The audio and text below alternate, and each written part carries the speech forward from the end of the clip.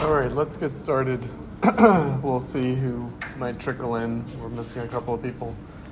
All right, so for next week, we will be doing one more week of crazy Marxism. Maybe not so much.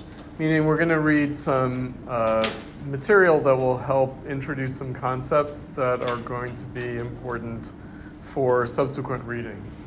So Rosa Luxemburg, it's the first part of the Crisis of German Social Democracy that she wrote at the beginning of World War I. Leon Trotsky, Literature and Revolution, I mentioned that we have a PDF that is the entire book. However, we're only looking at the final 3 chapters. That's chapters 6, 7, and 8. And Wilhelm Reich, Ideology as Material Power. So this week and next week, we're doing a kind of crash course on Marxism in order to help us track Walter Benjamin, but also Siegfried Kracauer, Clement Greenberg, and others. Theodor Adorno. We'll be reading a bunch of kind of Marxist criticism, and it will also help situate the readings that we'll be doing after this. We'll kind of dip back in with some historical chronology of modernism to just situate our discussion of capitalism.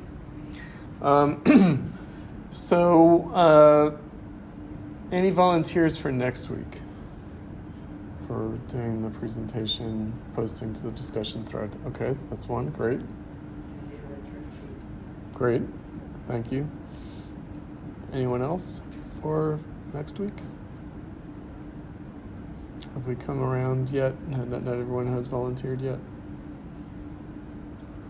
Oh, yeah? Okay, great. Okay, cool. So you guys decide how you want to address that, but post to the discussion thread, and then we'll talk about your notes in class. Excellent. Okay, so to introduce the topic today, to introduce Marxism today, we have a few kind of preliminary little short readings to kind of orient us.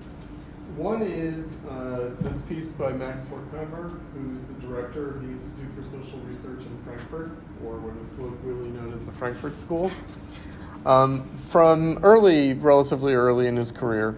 So from a collection of aphorisms that he wrote and published between 1926 and 1931 called Dämmerung, which means twilight. So it could mean either dawn or dusk. So it's the beginning of something or the end of something. And he has a nice little piece, The Little Man and the Philosophy of Freedom, to help us address the issue of Marxism. Then we'll look at another couple of pieces to help kind of, again, orient us in terms of what the point of Marxism was. So this is at the end of the Weimar Republic. It's at the dawn of the Great Depression. It's before the Nazi seizure of power, which is something that we will talk about next week with Wilhelm Reich's Ideology as Material Power. So let's see what Horkheimer has to say here. In socialism, freedom is to become a reality. But because the present system is called free and considered liberal, it is not terribly clear what this may mean.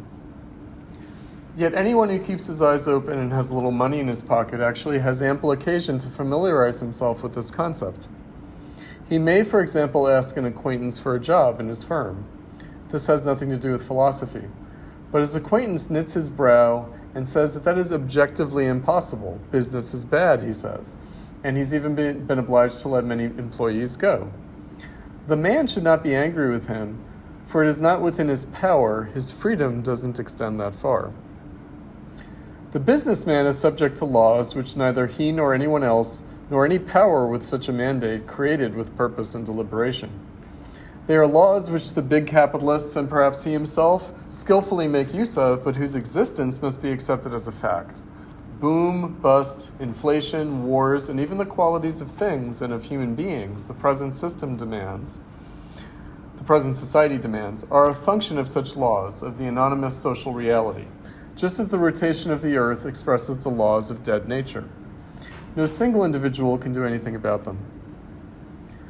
Bourgeois thought views this reality as superhuman. It fetishizes the social process.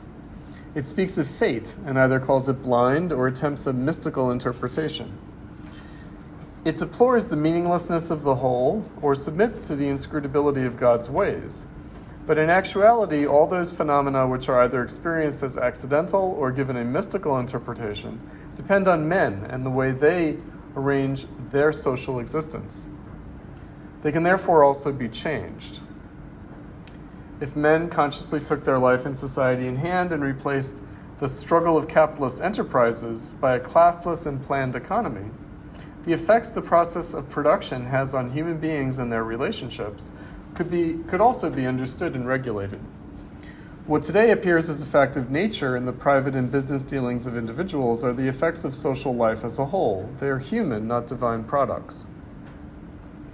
Because these effects of life in society are present, but not conscious, willed, or controlled, and are the results of an equal number of individual wills that grasp neither their dependence nor their power, the limitation on individual freedom in our time is immeasurably greater than would be necessary given the available means.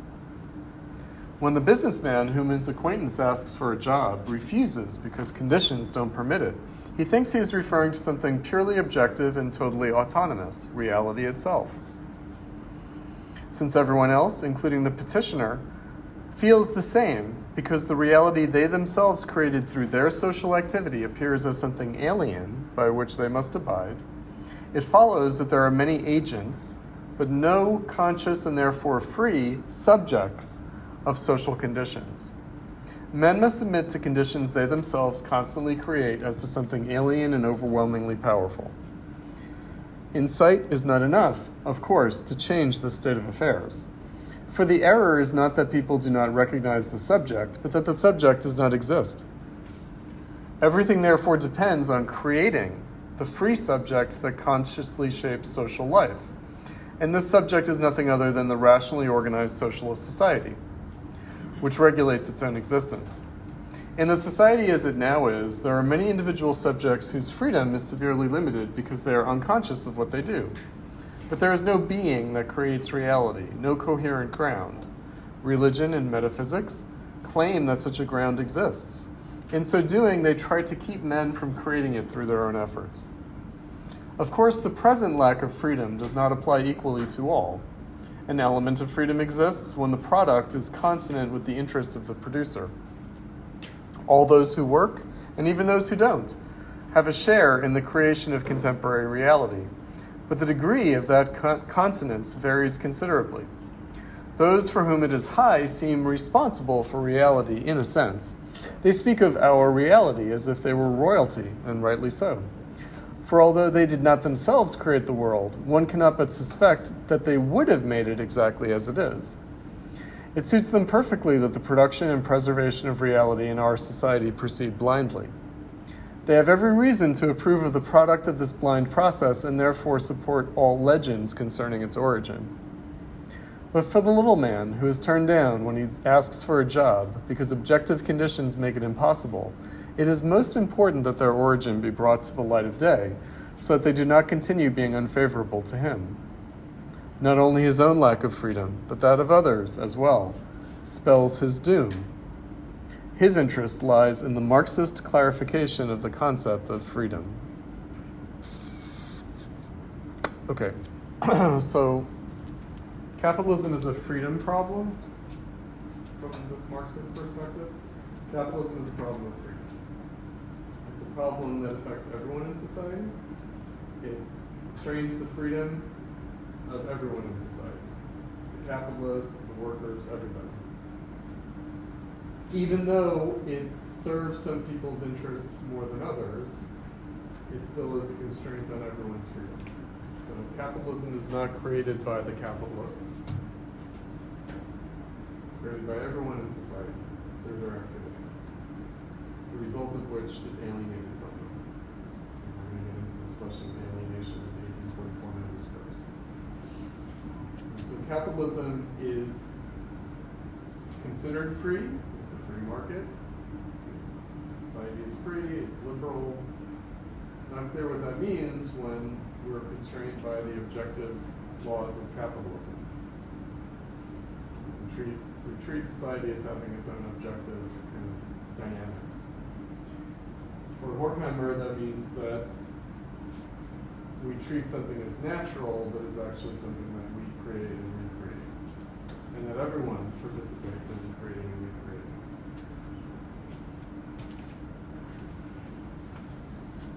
So the question is, how is it that in an ostensibly free society, we freely create our unfreedom? We freely create our unfreedom. Okay, so that's the Marxist view of capitalism. So it's very different from the idea that the capitalists control everything and determine everything, and everything serves their interest, and they have complete control, mastery, that they are the subject, right? So the idea that capitalism is ruled by the capitalists in the sense that it's their creation. No, that's not the Marxist perspective. That's a plausible perspective. It's a plausible perspective. They control everything apparently, and so they must have made it the way it is. They benefit from it, so they must actually be making it happen. That's not the Marxist view at all. Not the Marxist view at all. So this is very different from anything you've ever heard about Marxism. It's very different. But it is actually the case that Marxism did not see it this way. So the question is, who has more of an interest in changing things?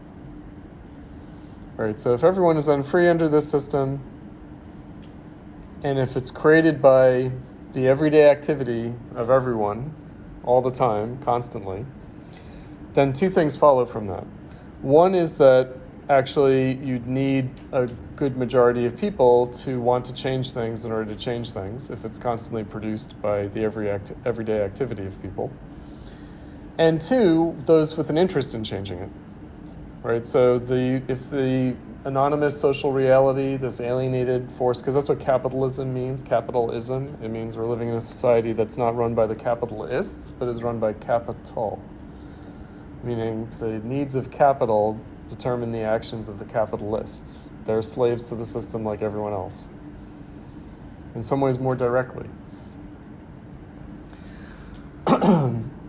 Then, nonetheless, it benefits them, or it, mostly benefits them, and so they'd have less of an interest in changing it. It kind of suits them that things remain the way they are because it benefits them. Whereas for those who are not benefited by it, they might have more of an interest in changing it. All right, so it's a from below vision of capitalism. Capitalism is determined from below, and it's also needing to be changed from below. And because it's determined from below, it needs to be changed from below. It's not determined from above, even though plausibly it can appear that way at times. It's actually created, recreated, reproduced from below. It's a very peculiar notion. And what we're going to get into today is how this society that we're living in is unlike any other society that's ever existed. Right, so, history of civilization, there have always been people on top, people on the bottom, there have been ruling classes. That's not what distinguishes this society. In other words, in that way, this society is like all societies that have existed at least since the Neolithic Revolution, since the Agricultural Revolution, since civilization. So Marxists had this idea, maybe we can talk about this. I don't know if I put this on our folder of readings. I might not have, but let's see if I can find it here. Oh yeah, we do have it. Okay. This is a grand narrative. Remember we talked about on the first day, grand narrative? And the entire issue of grand narratives, it's a relevant that been called attention to. So Marxists and other socialists actually, starting with Marx and Engels back in the 1800s, they have this idea that before the Neolithic Revolution, when communities, the Paleolithic era of humanity, the era of hunter-gatherers, was primitive communism. Primitive communism. So in the Communist Manifesto that we read for today, history is the history of class struggles, asterisk, and then a little footnote that says that is all recorded history. Meaning, primitive communism before there was writing. Before the Neolithic Revolution, before the Agricultural Revolution, it was a classless society. Although Engels also wrote elsewhere that the hunter-gatherer community, where men hunt and women gather, is a gender division of labor, so maybe the gender distinction is the first class society. He calls it the world historic defeat of women. But that's another issue altogether. So what we're talking about is the birth of class society, so-called, with civilization, with traditional civilization, with all the classical civilizations. The Mediterranean world, the Mesopotamian world, Asia, Europe, Africa, the Western Hemisphere, at the time of Columbian contact, had two very predominant civilizations, the Aztecs and the Incas. Civilization. What is it based on? It's based on the agricultural revolution. It's based on settled agriculture, subsistence agriculture. It's based on the farming of peasants. And that happened about 12,000 years ago, 10,000 BC, where the predominant form of human community went from being the totemic species of the hunter-gatherers to the caste system of organized religion with a social hierarchy. So using terms from European civilization, the divine order of the great chain of being, the introduction of class society in Marxist terms. It's not really class society, it's caste society. And this structure is universal. It's Africa, it's Europe, it's Asia, it's the Western Hemisphere. Namely, the ruling caste is the priestly caste. The other ruling caste is the warrior caste. The church and the nobility. And then 95, 97% of people are doing subsistence agriculture. And there are some artisans, the commoners. Right? The people who are without honor and who are without a special religious mandate. Not the clergy, not the noble aristocracy, not the priestly caste, not the warrior caste. It's a caste system.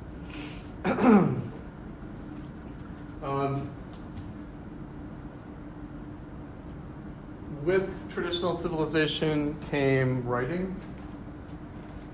That's the big change, and organized religion. So the first form of human community was religious, a totemic species. So Paleolithic humanity, the product of what's known as the human revolution. It happened either 100,000 or 200,000 years ago. They keep pushing it back. It happened a long, long time ago. Is the invention of language, art, religion, culture.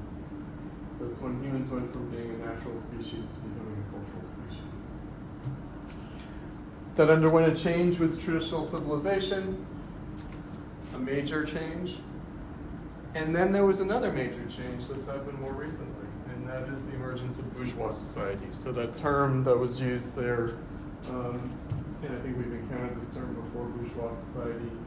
Bourgeois society means urban society. It's a French word that means urban. Bourgeois means urban. It means the town folk as opposed to the country folk.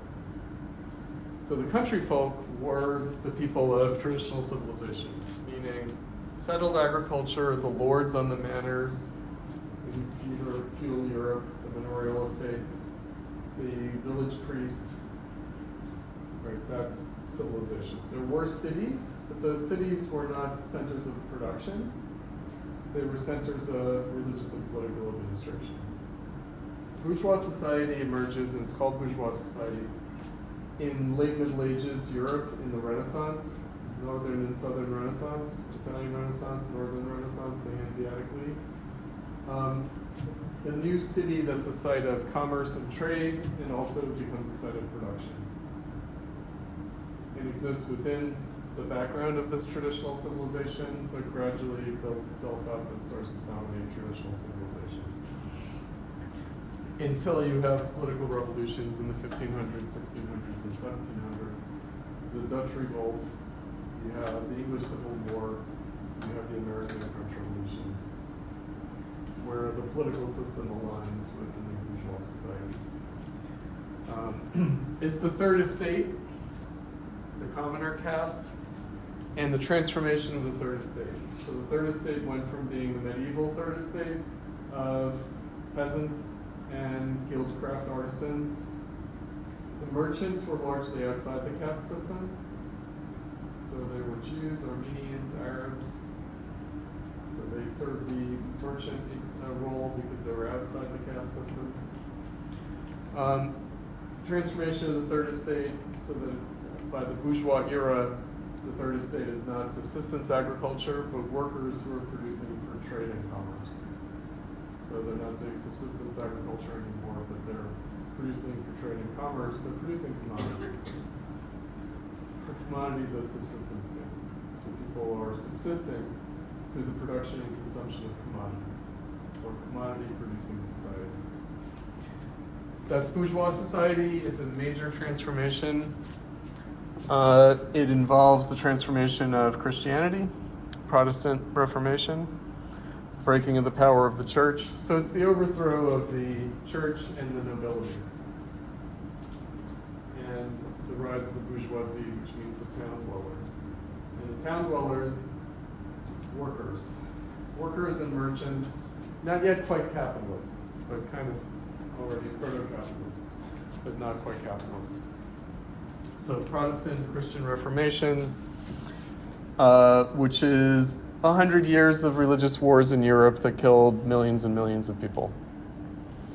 So this is the bourgeois revolution, including these political events. So those religious wars are brought to an end in 1648 with the Treaty of Westphalia.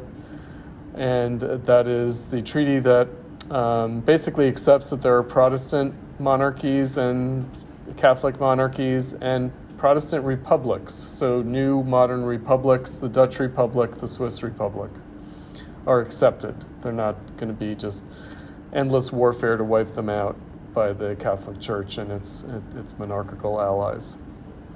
Right, so they decide that they've had enough of over 100 years of bloodletting, so they have the Treaty of Westphalia. So it's a cosmological revolution. What is meant by that? It's a revolution in social relations. So I mentioned the totemic species of the hunter-gatherers, and I mentioned the caste system and the divine order of the great chain of being. So social relations, not just relations between people, but relations to nature and relations to oneself, to ourselves. So it's cosmological in the sense that it's a whole set of relations with everything and everyone, including a self-relation. So whereas the hunter-gatherer communities had the social relations of the totemic species, and civilization has the social relations of religion in the caste system, modern bourgeois society has the social relations of labor. So bourgeois social relations are the social relations of labor. How do we relate to others, to nature, and to ourselves? Through work. Who are others? Others are collaborators. What is nature? It's something to work on. What are we to ourselves? Workers. We want to be productive members of society, contributors, participants through our labor. We want the recognition of our activity as labor. That's how we get social recognition in a society, not by being a member of a caste, but through our work. So that's bourgeois society. What is capitalism? What is capitalism? Capitalism is the crisis of bourgeois society that comes from its self-contradiction, and that self-contradiction comes with the Industrial Revolution. So the contradiction of capitalism in this Marxist view, because that's what I'm articulating here, would be the contradiction of the bourgeois social relations and the industrial forces of production. That the industrial forces of production contradict the social relations of labor. They contradict our way of relating to each other, to nature, and to ourselves through our labor. Marx discusses it in the 1844 Manuscripts as forms of alienation. So according to Marx, in capitalism, we're alienated from our relations to each other, we're alienated from our relations to nature, we're alienated from our relation to ourselves, and we're alienated from our own production. So in the social relations of production, capitalism introduces this alienation where it's a crisis of our social relations. It's a self-contradiction of our social relations. The easiest way of thinking about this is it's a commodity-producing society, but in the Industrial Revolution, there are two different kinds of commodities that produce commodities. One commodity is human labor power that produces other commodities, and the other commodity that produces other commodities is technology. And once that happens, then the society, the social cohesion of the social relations of labor is broken because people are put out of work by technology. That's capitalism.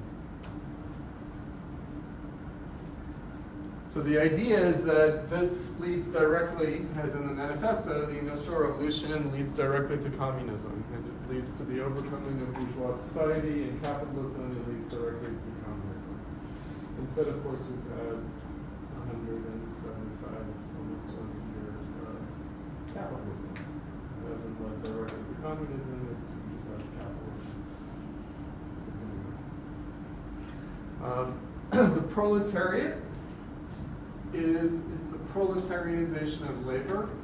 It's the proletarianization of the working class. It's the proletarianization of bourgeois society. The word proletariat is a term not originally Marxist, very little in Marx is original actually. What's original we'll see is dialectic. Otherwise, all the categories are taken from elsewhere, from other socialists and communists and others. The proletariat, it's a term resuscitated in the 19th century to describe the working class in industrial capitalism. It harks back to ancient Rome. So in ancient Rome, the proletari were the people whose only contribution to the state was their offspring. Meaning they didn't have any property, and so the only thing they contributed to Rome was soldiers in the form of their offspring.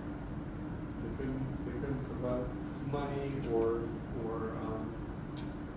property to the state. They could only provide human beings. So literally, proletariat means those who reproduce. But their only contribution to society is that they produce more human beings.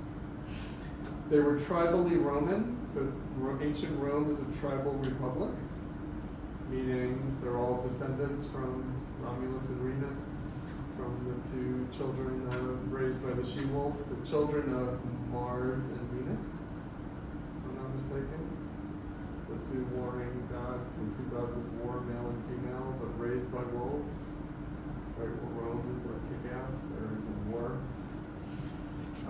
And the Romans, of course, conquer other people, and then they build their civilization up, and then they build their civilization up to the point where there are tribal Romans who are not like slave owners, plantation owners, etc. And so they're the proletari. So they're the propertyless Romans who are nonetheless citizens of Rome.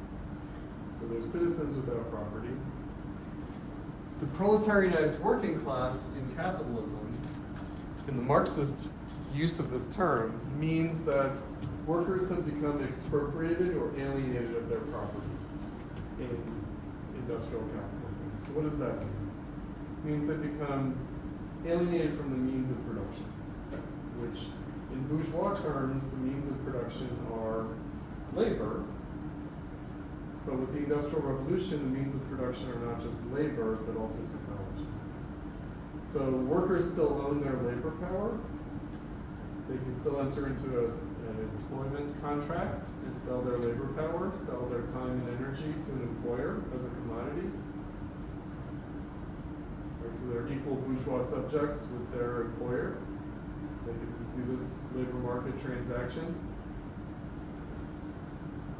So it is still a bourgeois social relation. However, it turns out that the subsistence costs of reproducing labor power are affected by the technological products of industry.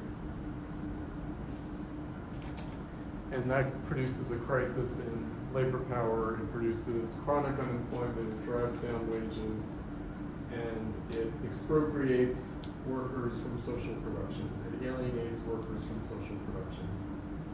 The capitalists are the owners of the means of production.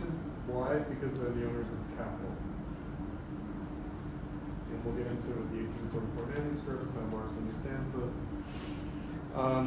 So proletariat is the product of the proletarianization of bourgeois society. In this respect, proletariat is a post-bourgeois working class.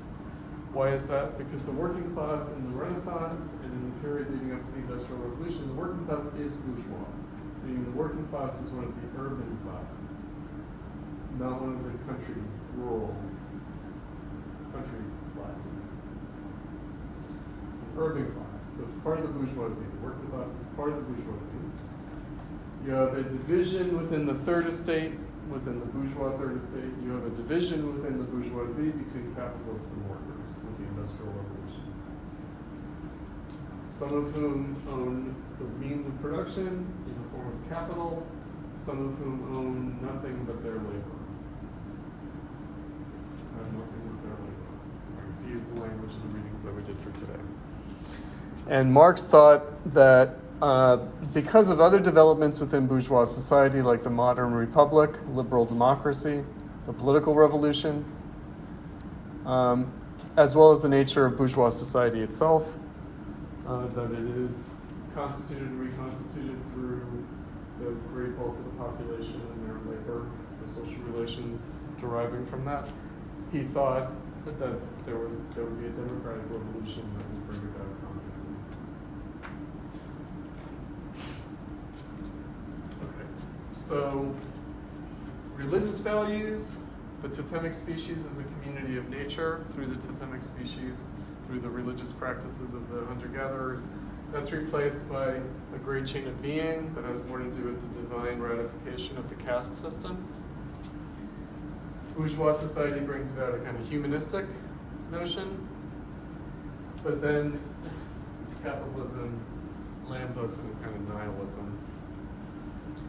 And it's because it appears to be post-human, technology alienated from us. It seems like technology controls us, or it's the human versus the technical, the matrix. The machines are going to take over. The machines are destroying us. Marx dated the class struggle of the proletariat in capitalism to the Luddites. So the beginning of the class struggle was when the workers smashed the machines. Because that's the way it appears. It appears that humans are competing with technology. Or humans are being destroyed by technology, and so we should smash the machines. We should smash the smartphones. Or we should smash the internet. We should smash fossil fuel technology. Smash nuclear power. All these bad things. That will save us. From Marx's perspective, technology is just alienated production. We'll get into that. All right, so the post-human world doesn't just dawn now with AI or something. It starts back then. The post-human world starts back then. It's also the time of the emergence of a new political movement. So what I'll say about Marx and Engels is that they came of age, they were in their 20s, we've mentioned this in previous classes, in the 1840s. And the 1840s were the Hungry 40s, they were the Great Depression coming out of the Industrial Revolution. And they basically faced a twofold situation. They faced an objective situation, which was the economic crisis of capitalism, and they faced a subjective situation, which was the rise of a new working class movement saying that it wanted socialism or communism. The terms were interchangeable at that time. So in the 20th century, socialism and communism become distinguished because of a crisis around the Russian Revolution about who supported it versus who opposed it among the socialists. But at this time, socialism and communism are synonymous meanings, although one can observe, as Marx and Engels did, that communism is a kind of an ancient idea that comes from a religion. It comes from the idea of like shared poverty of religious orders, like monks, whereas socialism is really a very modern idea. So socialism is an idea coined in the era of the Industrial Revolution, in the aftermath of the French Revolution. Okay. So the idea is that this industrial revolution is a crisis of civilization.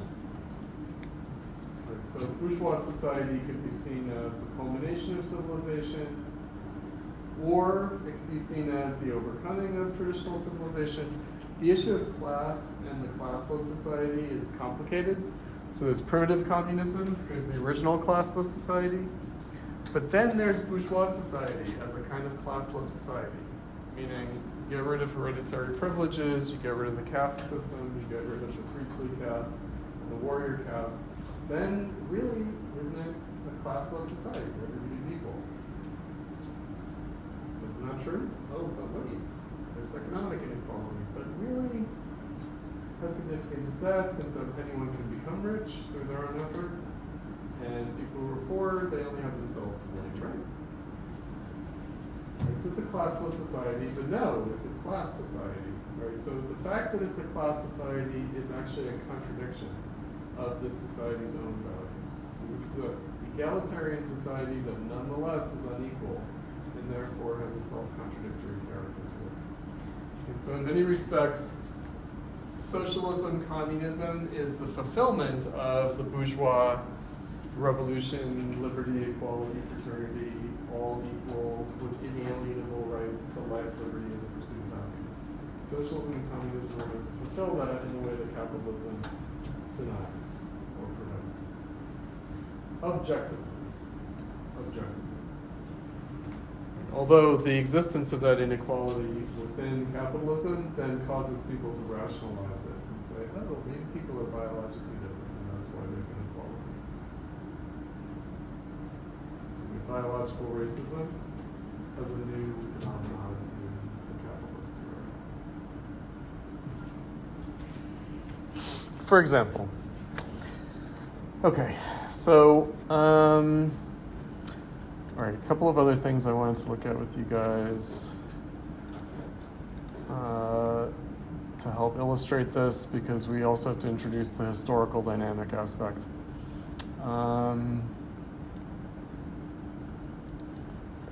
These are all from the folder of readings that we had for today. So here's a nice little non-Marxist summary of Marxism. It's Louis Menand, who's an intellectual historian, teaches at Columbia University, he writes for the New York Times, the New Yorker magazine, and a popular intellectual. He's an intellectual historian, is what he is. So he wrote an introduction to a book called To the Finland Station, which is a book about the history of socialism from the French Revolution to the Russian Revolution in 1940. And it was republished in 2003, and Louis Menand wrote this introduction to the republished edition, trying to explain where it was coming from. So Edmund Wilson was a kind of roughly contemporaneous age to the Frankfurt School, people like Horkheimer, Adorno, Walter Benjamin. He was a fellow traveler, American, intellectual, close to the communist movement, like a lot of people back then. And so here's Louis Menand. In pre-modern societies, so that would be pre-bourgeois society, the ends of life are given at the beginning of life. People do things in their generation so that the same things will continue to be done in the next generation. Meaning is immanent in all the ordinary customs and practices of existence, since these are inherited from the past and are therefore worth reproducing. The idea is to make the world go not forward, only around. In modern societies, by contrast, the ends of life are not given at the beginning of life. They are thought to be created or discovered. The reproduction of the customs and practices of the group is no longer the chief purpose of existence. The idea is not to repeat, but to change, to move the world forward. Meaning is no longer immanent in the practices of ordinary life, since these practices are understood by everyone to be contingent and time-bound. This is why death in modern societies is the great taboo and absurdity, the worst thing one can imagine. For at the close of life, people cannot look back and know that they have accomplished the task set for them at birth. This knowledge always lies up ahead somewhere over history's horizon. Modern societies don't know what will count as valuable in the conduct of life in the long run, because they have no way of knowing what conduct the long run will find itself in a position to respect. The only certain knowledge death comes with is the knowledge that the values of one's own time, the values one has tried to live by, are expungible. Marxism gave a meaning to modernity.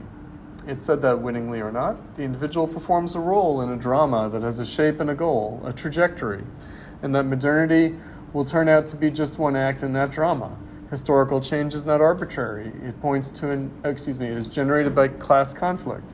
It is faithful to an inner logic. It points toward an end, which is the establishment of the classless society.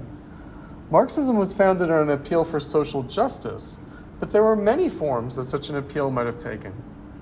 Its deeper attraction was the discovery of meaning, a meaning in which human beings might participate in history itself. When Edmund Wilson explained in his introduction to the 1972 edition of To the Finland Station that his book had been written under the assumption that an important step in progress has been made, that a fundamental breakthrough had occurred, this is the faith he was referring to, that Marx and Engels were the philosophers of a second enlightenment. So the question is, why would you need a second enlightenment? Why isn't the first enlightenment good enough? The scientific revolution, the philosophical enlightenment, the 1600s, the 1700s, why isn't that good enough? Why is the first enlightenment not good enough? Why do we need a second enlightenment? Because the bourgeois enlightenment is inadequate to deal with the problem of capitalism. So a second enlightenment is needed to deal with the problem of capitalism. And that's why the first enlightenment seems inadequate. That's why the first enlightenment seems insufficient. Because capitalism introduces problems that the first enlightenment can't really explain. The bourgeois enlightenment can't explain. So again, going back to Pippin from the first week of class, the Kantian aftermath, the historicity of humanity, philosophy has its own time, comprehended in thought, and the Heideggerian existential confrontation with nothingness, with the periodical breakdown in anxiety and homelessness of modern life. That's capitalism. That's capitalism. And the First Enlightenment doesn't talk about that because it didn't exist yet. It didn't exist yet. It does exist in the 19th and 20th and now 21st centuries, one would say, from a Marxist perspective, capitalism. Okay, so let's hear from the horse's mouth, and then we'll turn to the main readings from Marx. But here's a more arch philosophical way of putting the same thing that Louis Menand said. So this is from a work by Marx called The Grundrisse. It's notebooks, kind of foundational notebooks for his project in Das Kapital, or Capital. So, okay, Marx writes, the ancient conception in which man always appears in however narrowly national, religious, or political a definition, as the aim of production, seems very much more exalted than in the modern world, in which production is the aim of man and wealth the aim of production. So what does he have going on here? Kind of means ends reversal. So in traditional civilization, in ancient communities, all the practices of everyday life, to use Menand's language, are geared towards preserving that way of life, towards producing humanity in a certain form or in certain forms. So the warrior caste reproduces itself, the peasants reproduce themselves, guildcraft artisanship reproduces itself in a very determined way. And the point is to preserve that and keep it going. So the means of production are towards a certain definite end of life, of humanity in a certain form. In modern society, it's flipped. It's flipped. Right? So in modern society, in bourgeois society, production is the aim. It's not the means, it's the end. So it's production for the sake of production. It's not production with a traditional cultural value in mind, but production for the sake of production. What we talked about last week, art for the sake of art. It's connected with the fact that we live in a society where human life is an end in itself, which is not the case in traditional civilization. In traditional civilization, human life in itself has no value. What has value is culture, the cultural tradition. You step outside that? No. No. Right. If you step outside the honor code of the warrior caste, dead. If you blaspheme against religion, dead. That usually only affected the clergy itself. Peasants, obviously, if they don't do farming, they're dead. Guildcraft artisanship. If you try to practice production outside the guild's control, dead. Dead. Human life was not a value in itself, not at all. It's only a value if you do things the right way. You don't do things the right way, dead. Okay, we live in a humanistic society. It's open-ended. Production for its own sake, humanity for its own sake, art for art's sake.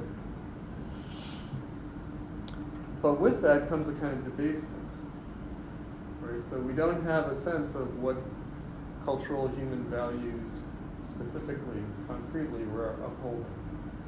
We don't, right? Ancient peoples know exactly what way of life they value. We don't. Okay. He says, and wealth is the aim of production. Production is the aim of man, wealth the aim of production. He uses an Adam Smith definition of wealth, which is the measure of wealth is productivity itself. The true measure of a country's wealth is not the stuff that it has, but its ability to produce. GDP, gross domestic product, per capita GDP, productivity of labor. That's what matters, not the stuff that we have, but our ability to produce it. He says, in fact, however, when the narrow bourgeois form has been peeled away, what is wealth? If not, the universality of needs, capacities, enjoyments, productive powers, etc., of individuals produced in universal exchange. What, if not the full development of human control over the forces of nature, those of his own nature as well as those of so-called nature? What, if not the absolute elaboration of his creative dispositions without any preconditions other than antecedent historical evolution, which make the totality of this evolution, the evolution of all human powers as such, unmeasured by any previously established yardstick, an end in itself? What is this, if not a situation where man does not reproduce in any determined form, but produces his totality, where he does not seek to remain something formed by the past, but is in the absolute movement of becoming? In bourgeois political economy and in the epoch of production to which it corresponds, this complete elaboration of what lies within man appears as the total alienation and the destruction of all fixed one-sided purposes, as the sacrifice of the end in itself to a wholly external compulsion, capitalism. Hence, in one way, the childlike world of the ancients appears to be superior, and this is so insofar as we seek for closed-shaped form and established limitation. The ancients provide a narrow satisfaction, whereas the modern world leaves us unsatisfied, or where it appears to be satisfied with itself is vulgar and mean. So that's a contradiction. That's a contradiction.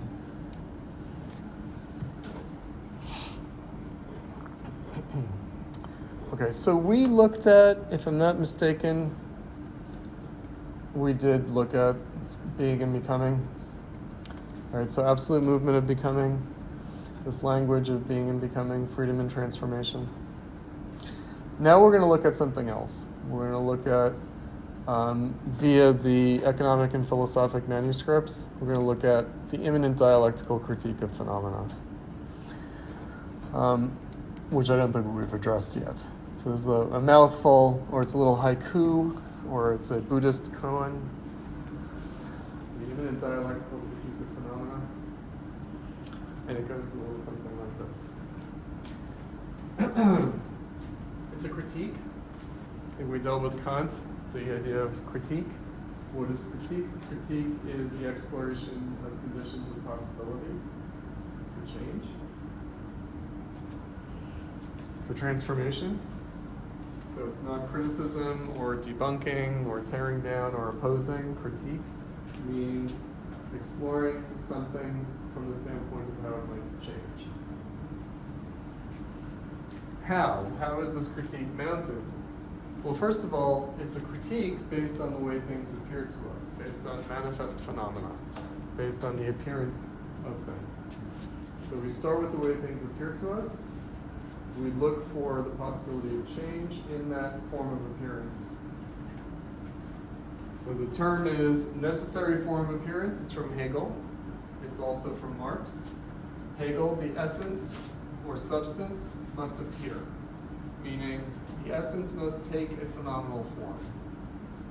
And what is the true essence and substance of things actually? Freedom in the sense of the possibility of transformation. So phenomena, the phenomenal world, the way the world appears to us, is necessary. It's not accidental, arbitrary, or mistaken. It's necessary. It's a necessary form of appearance. It's also a form of appearance of necessity. Meaning it's a form of appearance of how what is necessary in character.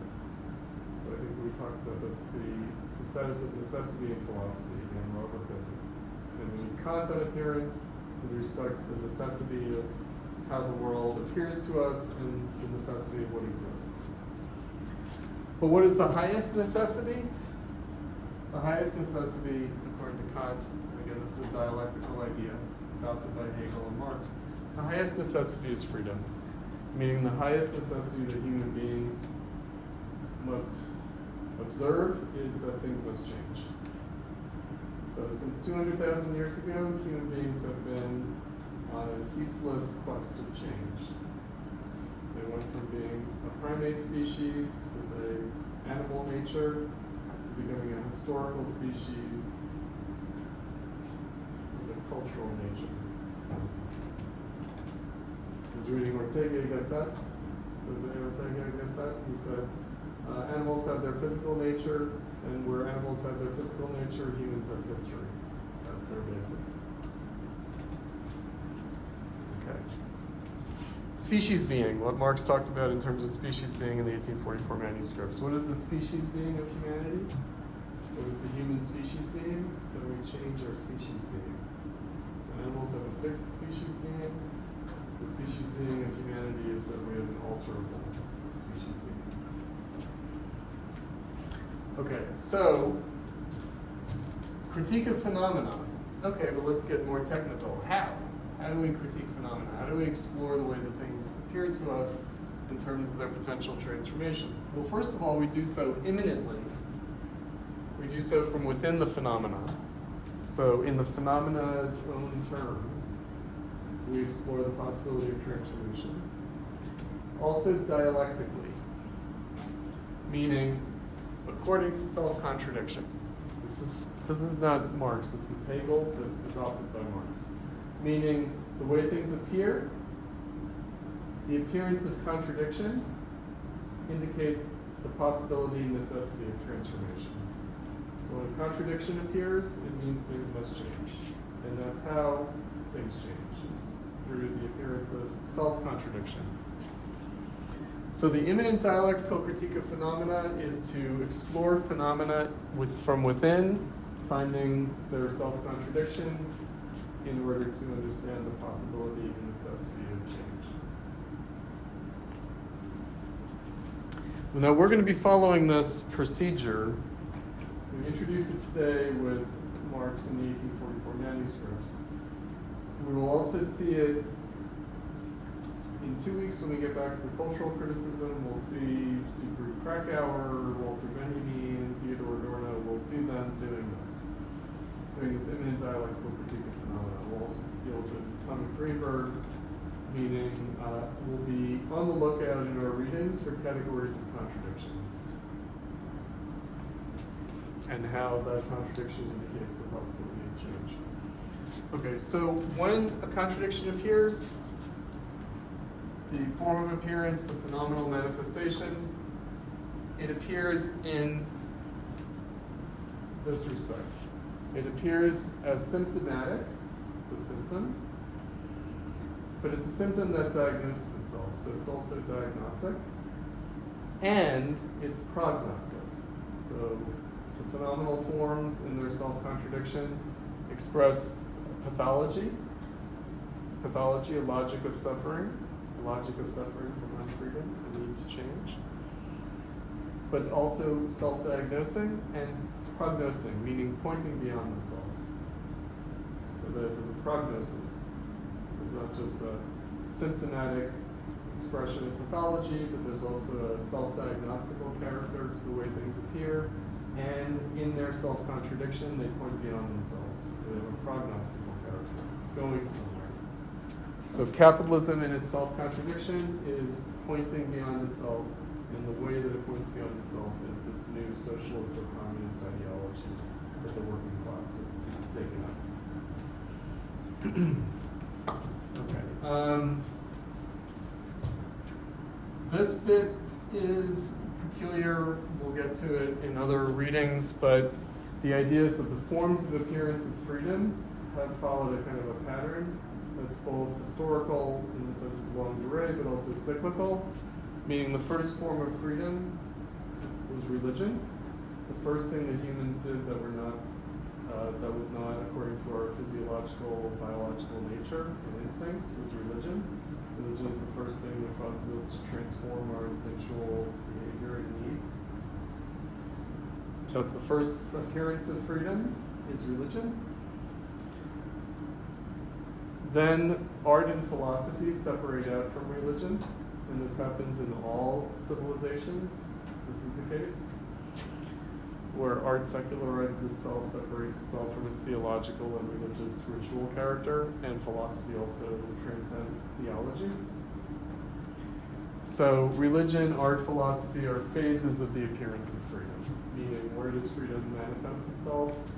What are the geistig activities through which we become aware, conscious of this movement of becoming, of spirit, of transformation? The geistig activities, right? So religion is a geistig activity, art is a geistig activity, philosophy is a geistig activity. It's where spirit manifests.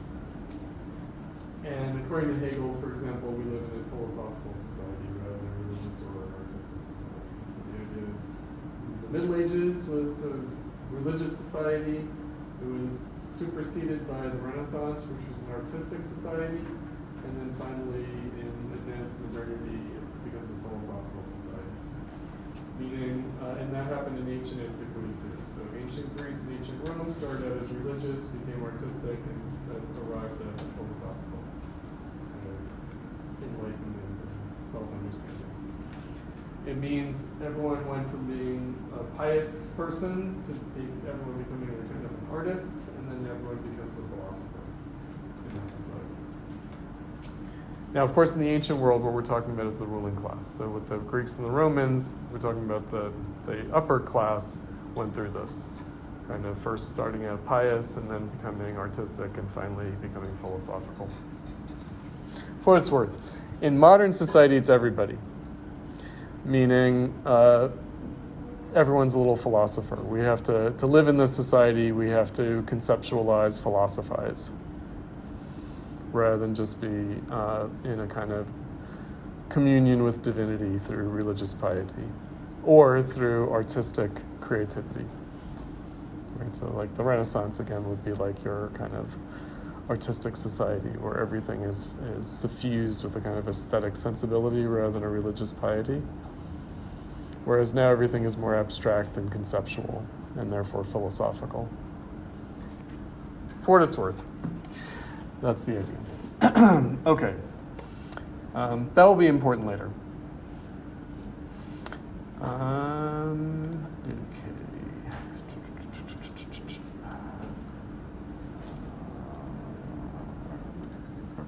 No.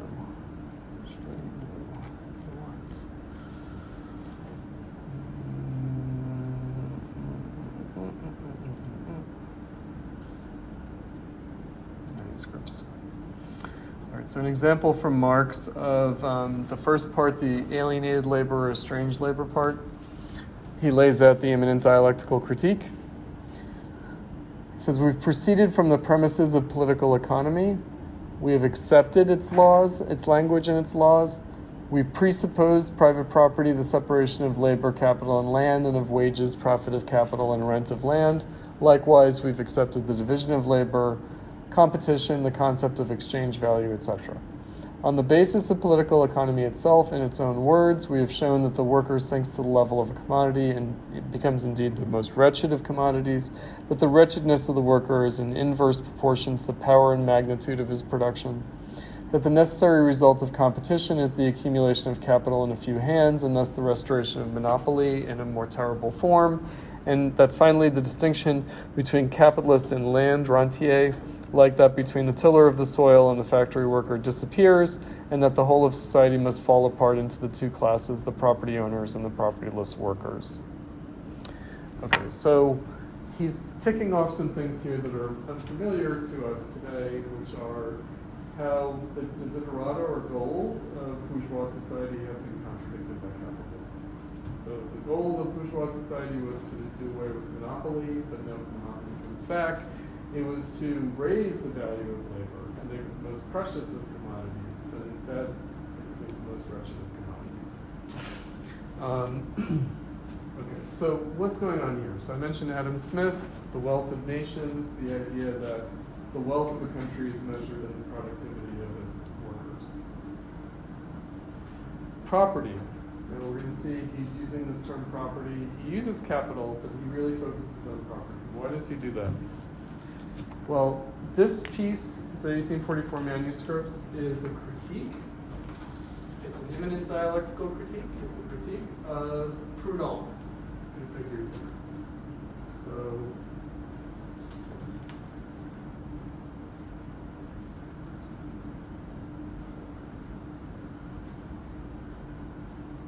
Proudhon, who is the coiner of the idea of anarchism.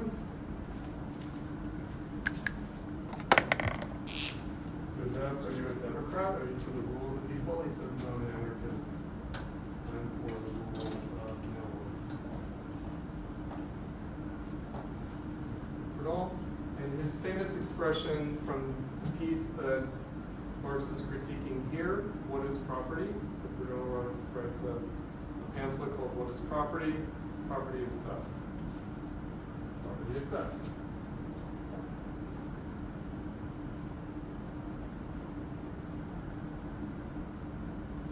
Marx says, no, property is not theft. Property is labor, and that's from John Locke.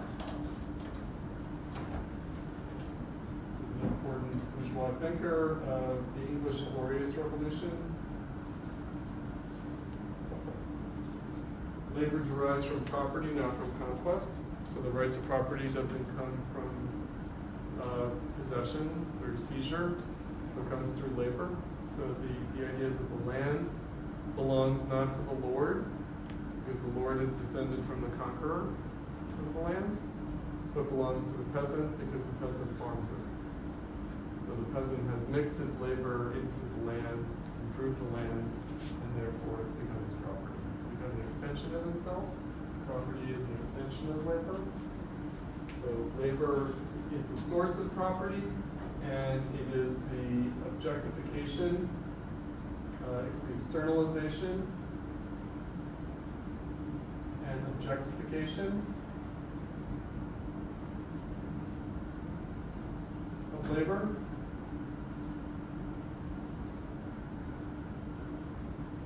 But then Marx says it's alienated.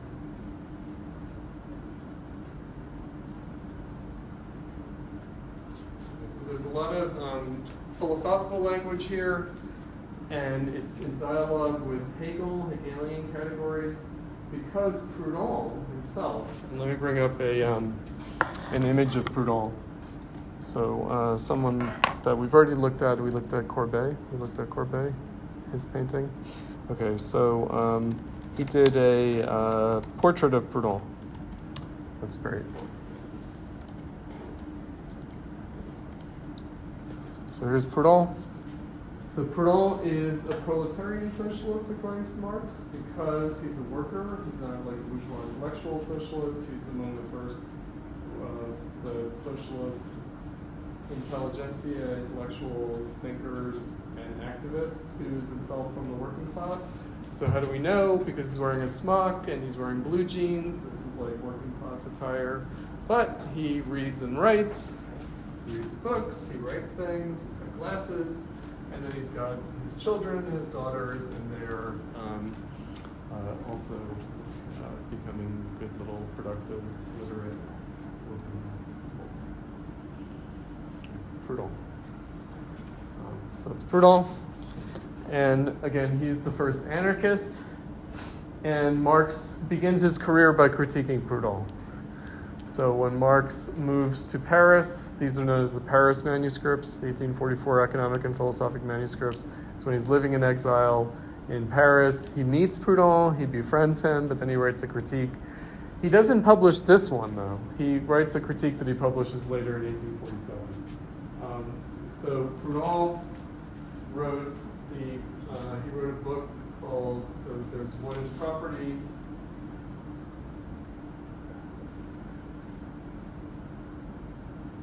But then he also wrote The Philosophy of Misery.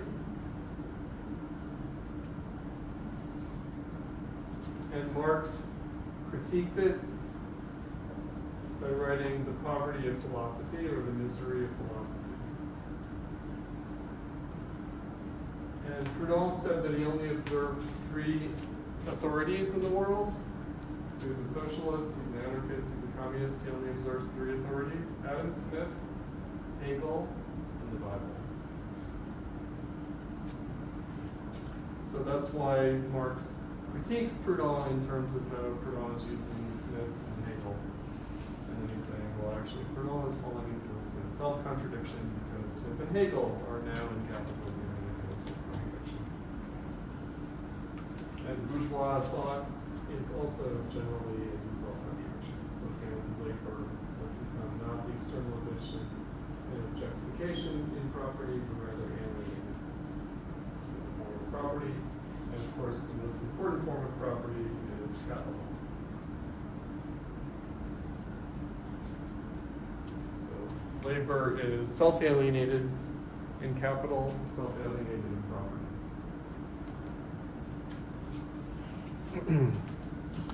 So that's how he's proceeding to do his critique of Proudhon. Right.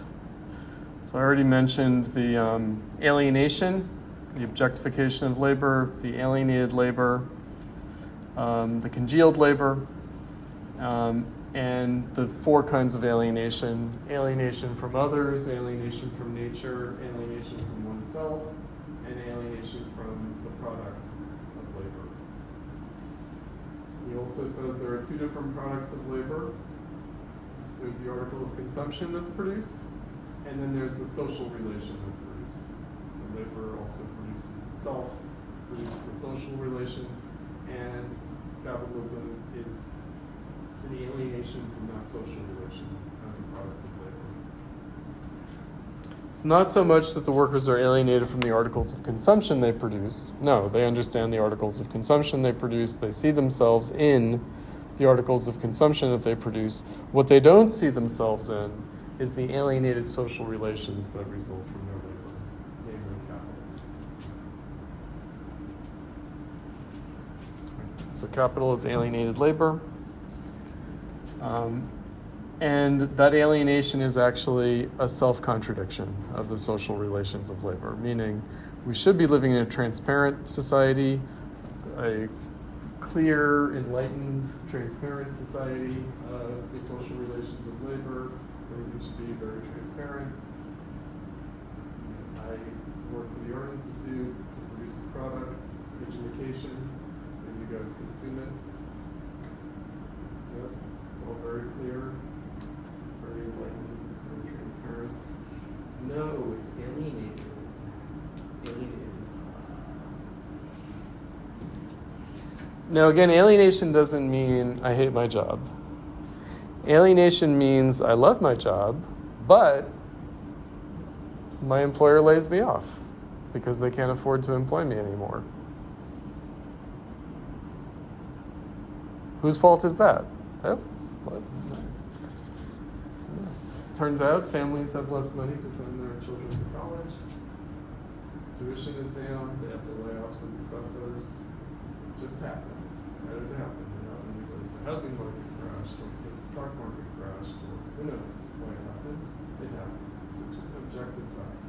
Sorry, Chris, can't employ you anymore. That's alienation. Alienation is I love my job. I'm very proud of the product of my labor, but can't do it anymore because of anonymous social forces that say so. My employer is like, we'd love to keep you on, we just don't have the money. It's not antagonism between me and my employer. No. That's not alienation. It's capitalism. This kind of supernatural force that controls everything that we are producing and reproducing, but that somehow we're not in control of. We think we're in control of it, but then suddenly we realize we're not in control of it. So we put capital in the place that ancient peoples put God. So ancient peoples had an alienated form of freedom, religion, meaning what they did that determined history, they attribute to divine intervention, providential act. God sent a prophet to give us a new revelation. No. We did it, but in alienated form, we called that alienated form God. Now we call it capital.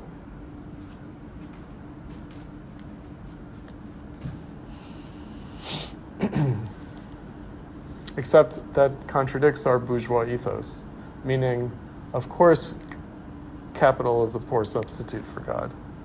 Like, nobody would say, oh yes, we should worship capital the way we worship God. No, that's just like a ridiculous idea. And yet we do. And yet we do. That's, by the way, that's commodity fetishism. If you want to know what commodity fetishism is, that's what that is. It's how capitalism has become a religion, without us intending it to and without us acknowledging that that's the case.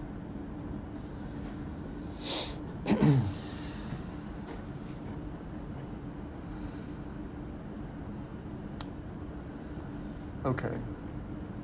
Let me look at the notes that you guys put up.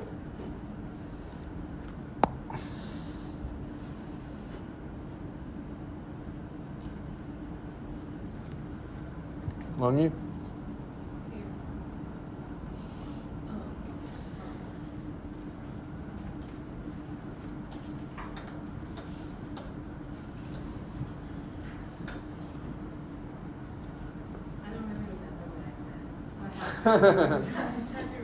As usual, you were in hypnagogic state when you typed that. You were like, oh, okay, I just did the reading. You just channeled the divine inspiration of our prophet Marx.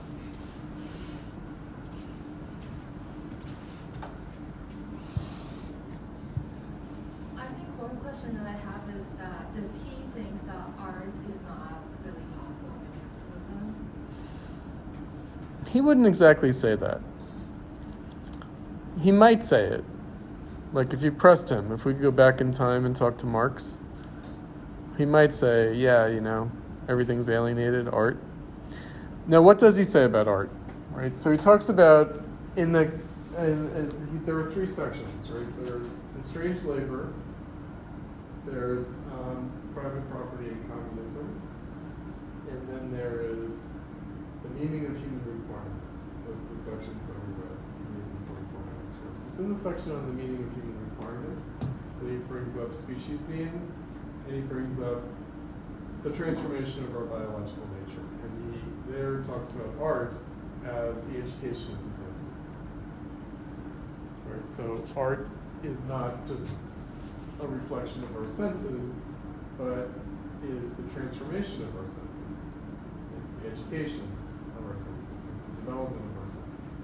So, very much in keeping with Kant and Hegel and other bourgeois philosophers that preceded Marx, the idea that art doesn't objectify sense perception, but objectifies our imagination. So art is part of our aesthetic sensibility, the cultivation of taste, all of that. Of course, Marx completely agrees with all of that. So yes, in other words, if we pressed him on it, he would say, yes, it's alienated like everything else. Now, is he facing that in his time? Not so much. So what the art and literature of Marx's time would have been classicism, romanticism, and bourgeois realism. He would have esteemed that. He would have thought that's great stuff. He loved Dickens. He loved Balzac. He loved Goethe. He loved all this stuff. Heinrich Heine, of course, he appreciated his poetry as well as his criticism. Marx wrote that stuff that we read from him, of course.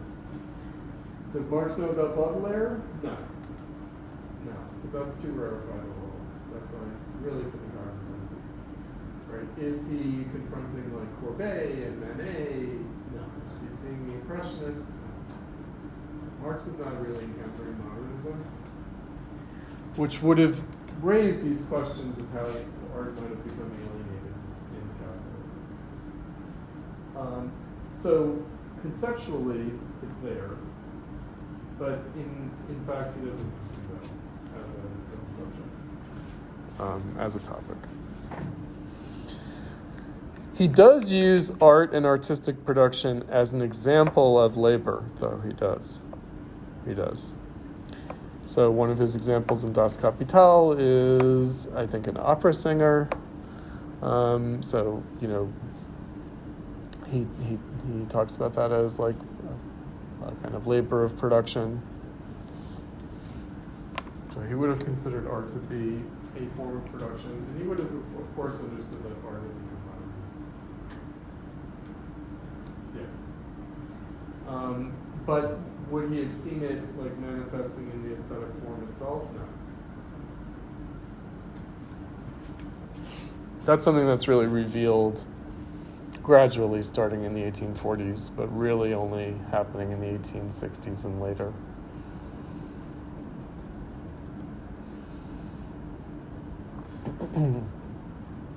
So you'll notice that he also, I see this in your notes along you, that he critiques communism. He says communism is a one-sided abstraction in response to private property, and it is itself not an image of the future beyond capitalism, but is itself a projection of capitalism. So he acknowledges that because Proudhon is critical of other socialists and communists. So he lays out that there are kind of two kinds of socialists and communists. There are collectivistic socialists and communists, and there are individualistic socialists and communists. And he put Proudhon in the individualistic category, and he put Cabet and other socialists in the collectivistic. So he sees a kind of internal contradiction within communism and socialism, that you have individualistic versus collectivistic socialism and communism. What is individualistic? That would be anarchism, for example. Anarchism is an easy one, although it's a complicated one, too. Meaning we shouldn't just caricature it that way. But we could say that there are some socialists who emphasize the collectivistic aspect of the need to get beyond capitalism, meaning to free the collective powers of humanity, that's why we need to overcome capitalism, and the complaint being capitalism is too individualistic. On the other side, there are socialists and communists who say, well, no, capitalism is too collectivistic, and freedom beyond capitalism is about freeing the individual from this bad collectivity of capitalism, this collective kind of regimentation of capitalism, the factory. Right. So there are communists and socialists on both sides of that. So it's very different from the caricatured version that we have now of post-20th century, where we think capitalism is individualistic and communism is collectivistic. It doesn't really work because bourgeois society, any society, is both individual and collective. and capitalism has its individualistic and collectivistic aspects. And in fact, it's the contradiction of the individual and the collective that we need to be interested and transcend. Right, so we naturalize that. We think that there are these different values. Socialists value the collective. Capitalists value the individual. No, that's just a very kind of vulgar kind of antinomy.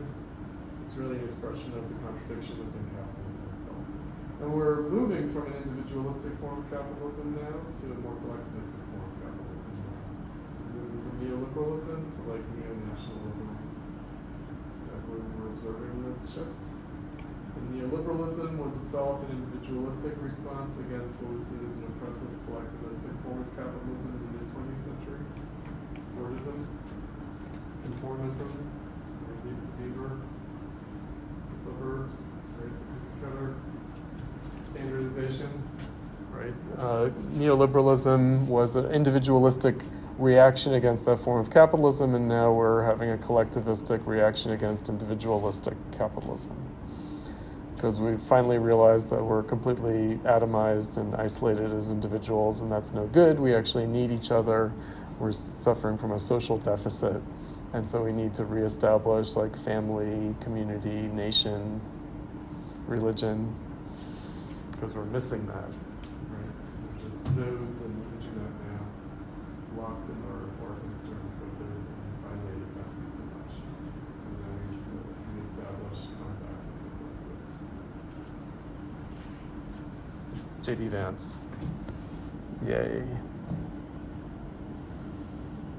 Right. He converted to Catholicism because Protestantism is too individualistic. I guess so. Right. The Protestantism of Appalachia, too individualistic. You need to join the old church. The old church knows that it's about Christian community.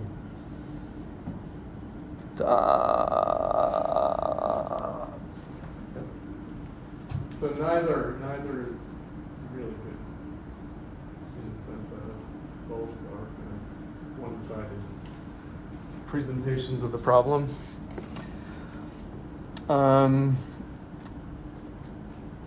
Una?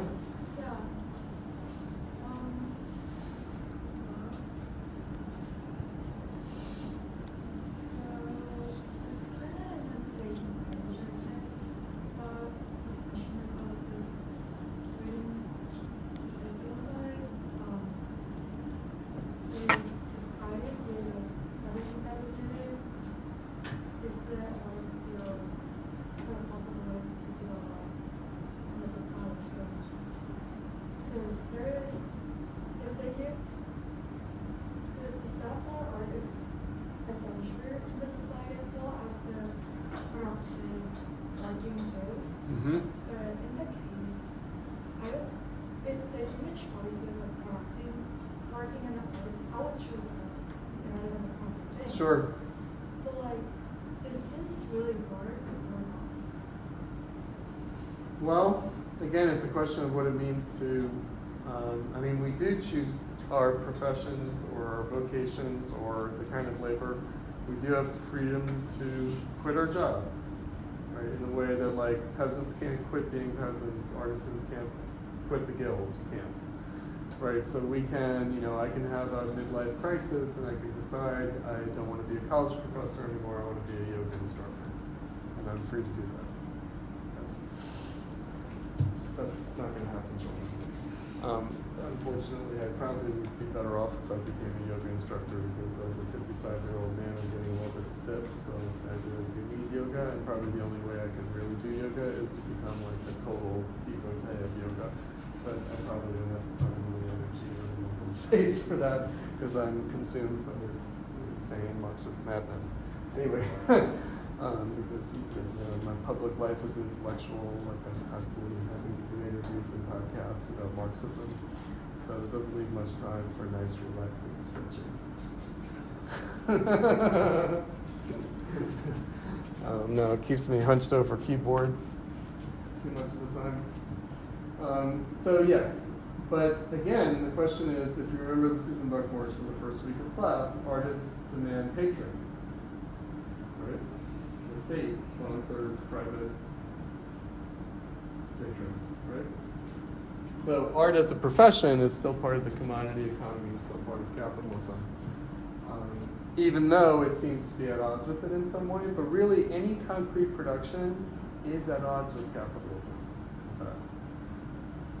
Meaning, there are all sorts of great, nice things that we should produce and have, but that capitalism doesn't allow us to have because it's not profitable, it doesn't contribute to the accumulation of capital. So you guys know who Andrew Yang?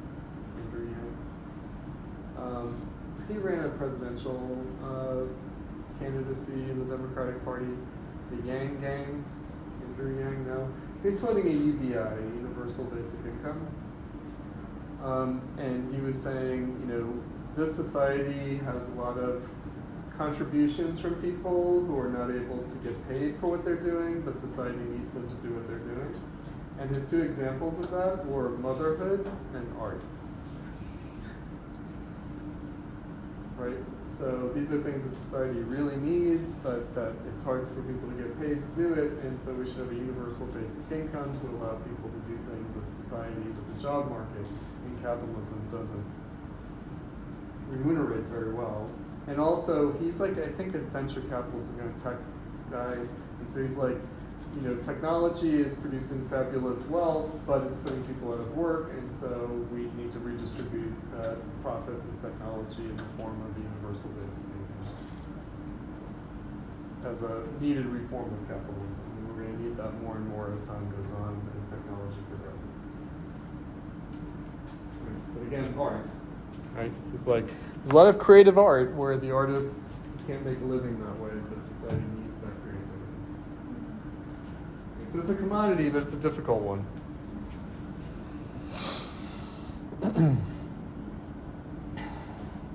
Now, let me say something about communism and capitalism. So, yes, so in the Manifesto and also in other writings, Marx has a couple of formulations. Marx and Engels have a couple of formulations that are actually borrowed from other socialists and communists. One is that work would go from life's prime need to life's prime want, meaning that people would work not because they need to in capitalism, but because they want to. The other is that the freedom of each is the precondition for the freedom of all, which is the reverse of what we might expect a communist to say. You would think that a communist would say the freedom of all is the precondition for the freedom of each, but no, they said the opposite. The freedom of each is the precondition for the freedom of all, meaning the problem of capitalism is a problem of individual freedom for Marx. Absolutely. Now, as far as capitalism and communism is concerned, to go back to the immanent dialectical critique of phenomena, did I not do that? Hold on.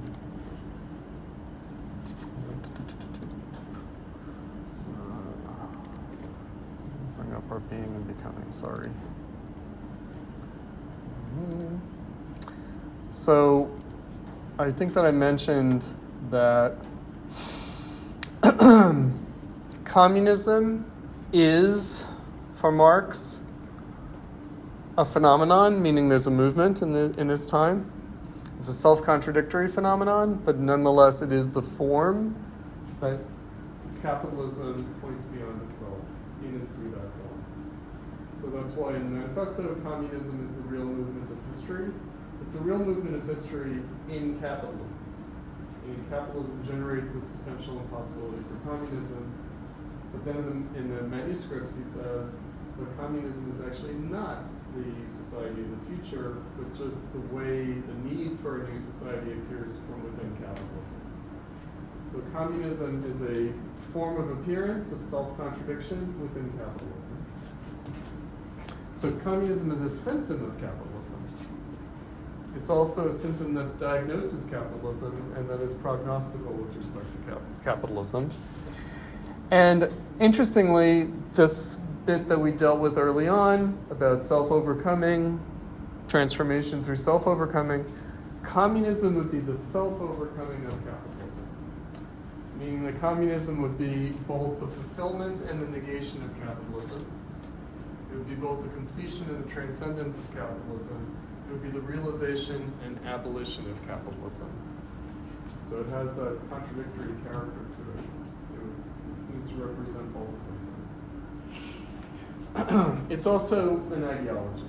Obviously, socialism, communism is an ideology. It's a misrecognition of capitalism. So one of the things that he does is in the Manifesto, he says, he has the call and response dialectical part where he says communists are accused of wanting to abolish the family, but it's capitalism that abolishes the family. Communism is accused of profaning everything that is holy. No, it's capitalism that does that. Communism is accused of wanting to abolish private property. He says actually it's capitalism that abolishes private property.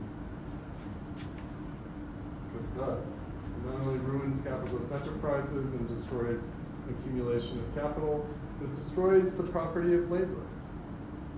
It destroys private property in its most elemental form, namely human labor. Capitalism does that. So everything that communism is accused of is actually what capitalism is doing. So he saw communism as immanent to capitalism. So the way we usually think about it in a kind of degraded demagogical way, it's talked about, we think of it as opposed principles, but for Marx, no. Communism is a projection of capitalism. And it's infected by its opposite, private property.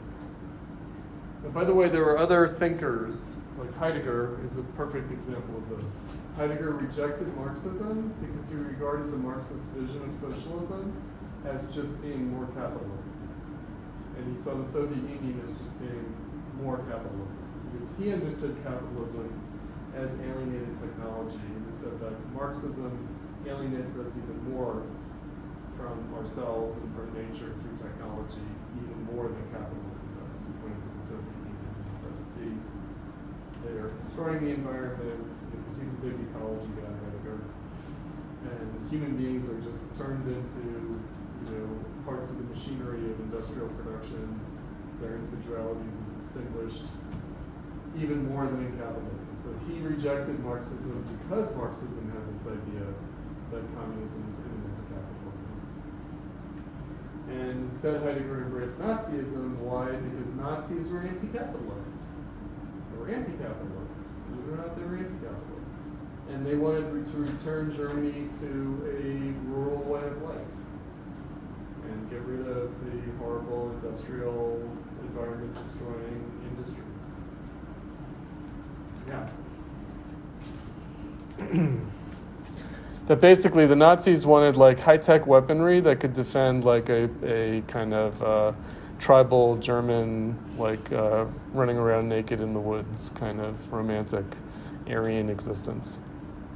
Because that was the true German nature. And it's only the Jews who caused us to be corrupted and chained to the machines and their lust for money and profit.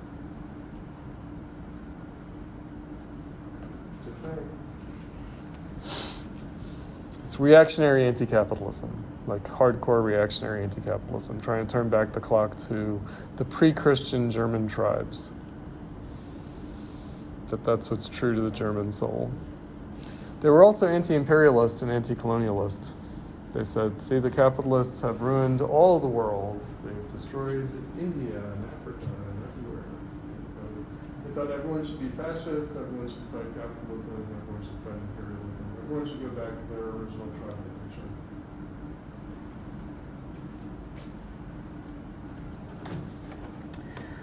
Right, so that's another part. So Marxism sees a dialectical relation, to put it, Una, in your terms, a dialectical relationship between capitalism and communism. That's a hard one. It's a hard one. Dialectics is the hard part.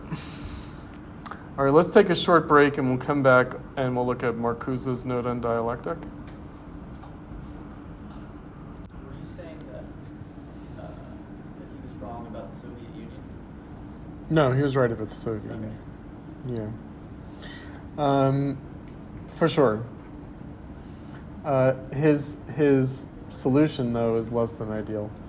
I mean, he eventually became disenchanted with the Nazis, and anyway, they didn't respect him. They kind of thought he was a joke, actually. But he was a sort of weird technophobe. I don't know if I pointed that out, that he complained about the picture of the Earth taken from the Apollo spacecraft, the blue marble. He's like, humans can never recover from this because we're not meant to see the Earth from this perspective.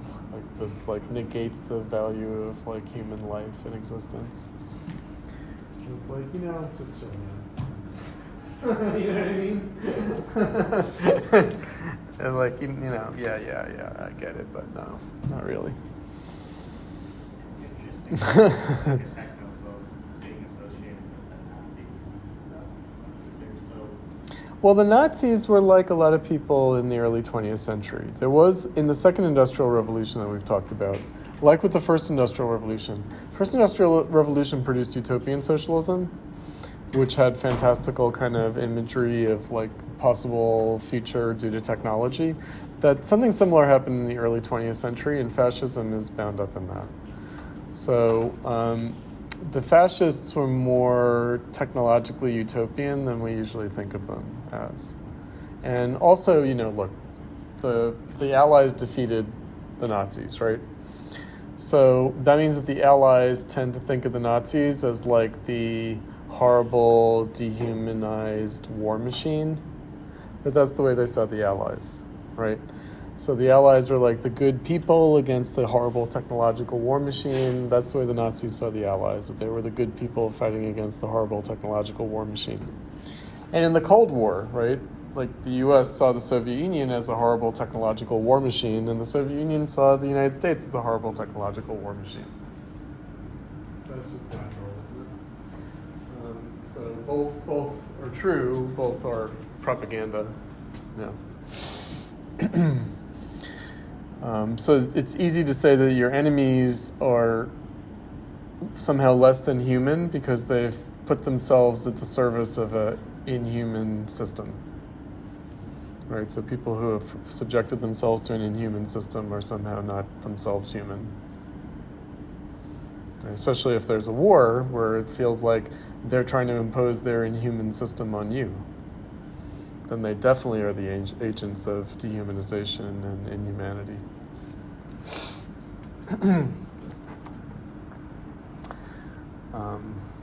Yeah, we'll get to technology and war and all that good stuff when we read Benjamin's work of art in the Age of Mechanical Reproduction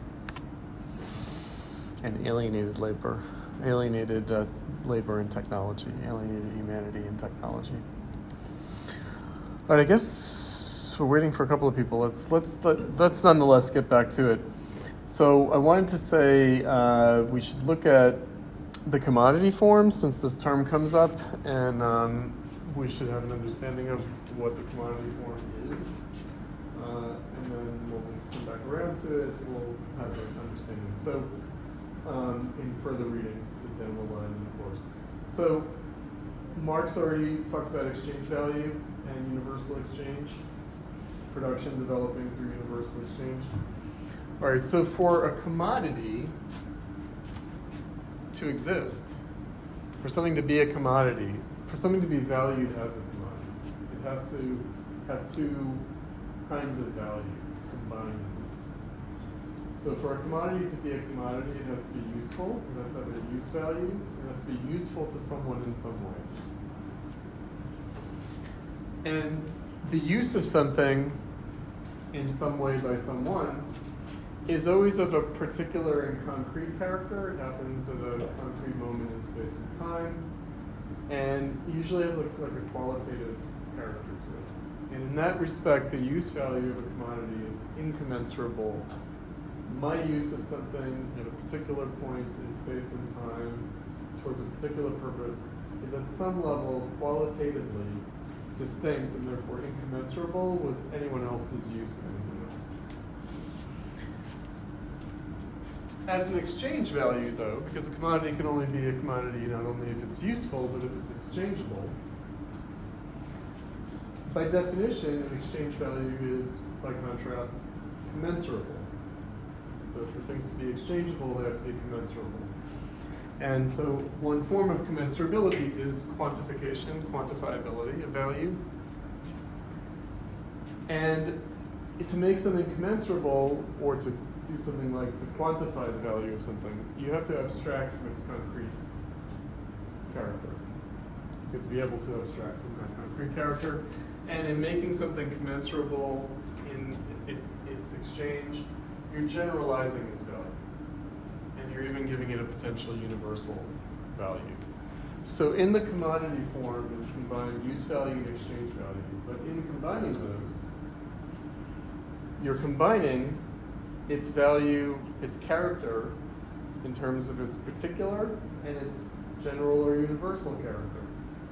In terms of its concrete, but also its abstract character. In terms of its qualitative, but also its quantitative character. So it combines the qualitative, the quantitative, the concrete, and the abstract, the particular and the general, or the particular and universal.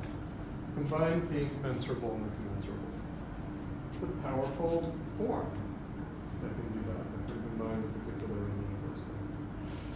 Okay, so commodities, items of exchange that were also items of use, have existed throughout history, throughout human culture and society. So even in the Paleolithic era, there were commodities.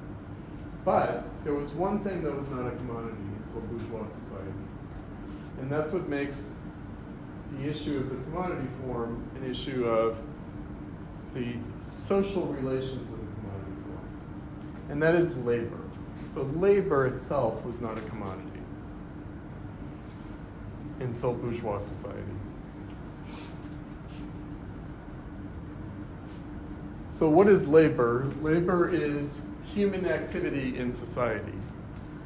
As a commodity, we're talking about the value of human activity in society. In that respect, the social relations of the commodity, the actual object of the commodity form in bourgeois society is labor.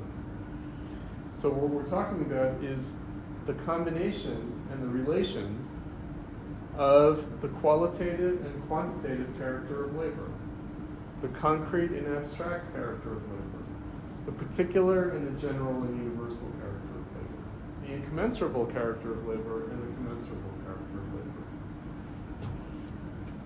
So again, labor in bourgeois society, our social relations are those of labor. That's why we allow for things like religious pluralism, because we don't care what religion people have.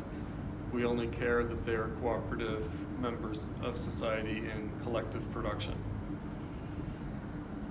So our relations to others, collaborators, our relation to nature, something that we transform through our labor, our relation to ourselves, we are workers, we're laborers, we're productive members of society. If you go to have your physical or mental health evaluated by a professional, the degree of the malady you're suffering from will be measured according to the criterion. Does it prevent you from working? If it doesn't prevent you from working, it's not that bad. If it prevents you from working, then it's bad.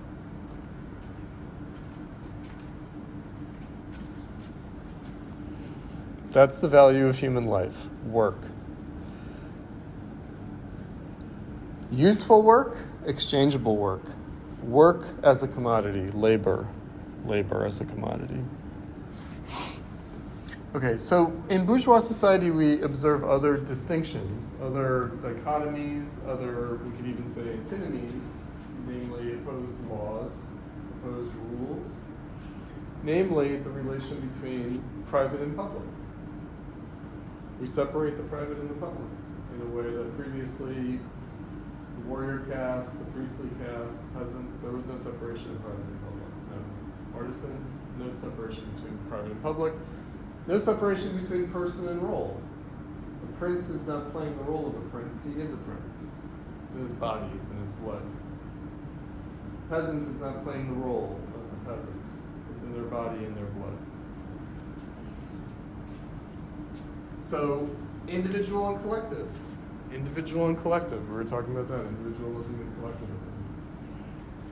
Also, form and content. We adjudicate form and content in a new and different way, meaning in traditional society, there is a traditional form for a traditional content. In bourgeois society, in the realm of art, for example, we have different forms that we use to express different contents. There isn't just one proper form for content. And the work of art is to find new ways of relating form and content. Means and ends, the relation of means and ends. So the means are not meant to be an end in themselves, but we're supposed to find different means for the same ends, or using the same means for different ends. Okay. The effect and cause in humanity and capital we'll get to later when we read Lukacs' phenomenon of reification. We'll get to that later. But really, these are all modeled on use value and exchange value. Meaning, is use value private and exchange value public? Maybe. Is use value the ends and exchange value the means? Or maybe the ends are exchange value, money, and use value is just a means towards those ends. Doesn't matter what you produce, what matters is does it get money on the market. All right, so again, these are related. And why we separate the private and the public is we separate work time and leisure time. Marx talks about this. So I'm free in my leisure time. I'm not free in my labor time. And so I'm not free to say whatever I want here in this classroom because I'm on company space, company time. There are rules. I can say whatever I want outside of my work time and outside of my workplace. Actually, I can't because I can't bring any ill repute to the organization. It's in the contract. So if I tweet the wrong thing, I know. But nominally, they don't care about my private life. They don't care about my leisure time activities. Nominally. All right, I'm a professor by day, and I'm a Marxist by night. No, I'm a Marxist by day. What? A professor by night now. Okay. Let's look at the note on dialectic. So what we have here is a writing by Marcuse. He's a member of the Frankfurt School, a colleague of Horkheimer, Benjamin, and Adorno. Came to live in the United States, stayed in the United States after World War II, didn't go back to Germany after World War II, stayed here, taught at Brandeis and then at the University of California, San Diego. Was a kind of controversial public intellectual figure in the 60s, denounced by Nixon's Vice President Spiro Agnew as a nattering nabob of negativity. He was also the professor of Angela Davis, and he and Angela Davis came under attack by Ronald Reagan when he was governor of California because they were employees of the state university system in California. He wanted to purge them. It was a big, huge case. Okay, so he wrote this book, Reason and Revolution, and he wrote this preface to the book. And the Reason and Revolution is about Hegel. It's basically about Hegel and Marx, but it's about Hegel and Hegel's relation to the revolutions of the American and French revolutions, the bourgeois revolutions. So he writes, this book was written in the hope that it would make a small contribution to the revival, not of Hegel, but of a mental faculty which is in danger of being obliterated, the power of negative thinking. As Hegel defines it, thinking is indeed essentially the negation of that which is immediately before us. What does he mean by negation, the central category of dialectic? He also called thinking the labor of the negative. So thinking is the labor of the negative. That when we're thinking about something, we're thinking about it changing, and therefore thinking involves the negation of what exists. So here's Marcuse. Even Hegel's most abstract and metaphysical concepts are saturated with experience of a world in which the unreasonable becomes reasonable and as such determines the facts, in which unfreedom is the condition of freedom and war the guarantor of peace. This world contradicts itself. Common sense and science purge themselves from this contradiction.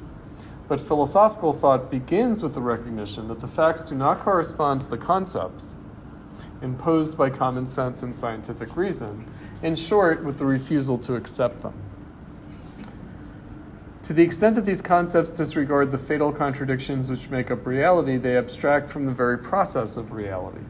The negation which dialectic applies to them is not only a critique of a conformist logic, which denies the reality of contradictions, it is also a critique of the given state of affairs on its own grounds, so immanent critique, of the established system of life which denies its own promises and potentialities. All right, so again, the idea is that capitalism, its potential is in socialism and communism, but it denies that potential. Today, this dialectical mode of thought is alien to the whole established universe of discourse and action. It seems to belong to the past and to be rebutted by the achievements of technological civilization. The established reality seems promising and productive enough to repel or absorb all alternatives. Thus, acceptance and even affirmation of this reality appears to be the only reasonable methodological principle. Moreover, it precludes neither criticism nor change. On the contrary, insistence on the dynamic character of the status quo, on its constant revolutions, is one of the strongest props for this attitude. Yet this dynamic seems to operate endlessly within the same framework of life, streamlining rather than abolishing the domination of man, both by man and by the products of his labor. Progress becomes quantitative and tends to delay indefinitely the turn from quantity to quality. That is, the emergence of new modes of existence with new forms of reason and freedom. New forms of freedom. So is there freedom beyond the emancipation of labor of bourgeois society? Hopefully. The power of negative thinking is the driving power of dialectical thought, used as a tool for analyzing the world of facts in terms of its internal inadequacy. I choose this vague and unscientific formulation in order to sharpen the contrast between dialectical and undialectical thinking. Inadequacy implies a value judgment. Dialectical thought invalidates the a priori opposition of value and fact by understanding all facts as stages of a single process, a process in which subject and object are so joined that truth can be determined only within the subject-object totality. All facts embody the knower as well as the doer. They continuously translate the past into the present.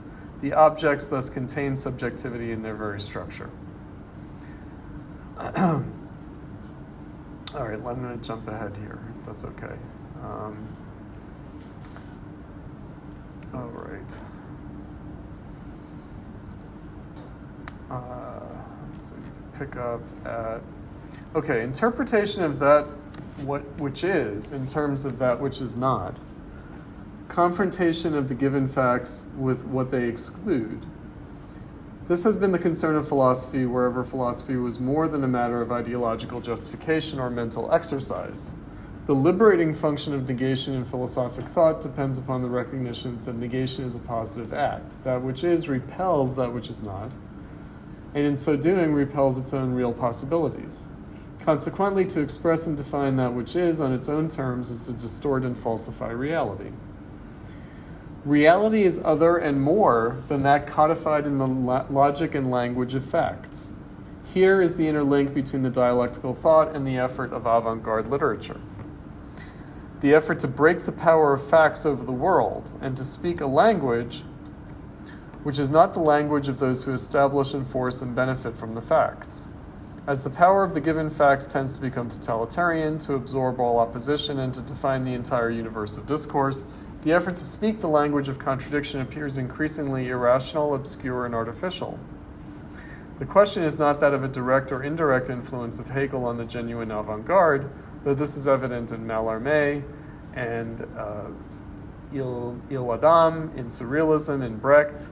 Dialectic and poetic language meet rather on common ground. The common element is the search for an authentic language, the language of negation, as the great refusal to accept the rules of a game in which the dice are loaded. The absent must be made present because the greater part of the truth is in that which is absent. This is Mallarmé's classic statement. I say flower, and out of the oblivion where my voice banishes all contours, musically rises, different from every known blossom, the one absent from all bouquets, idea itself indelicate.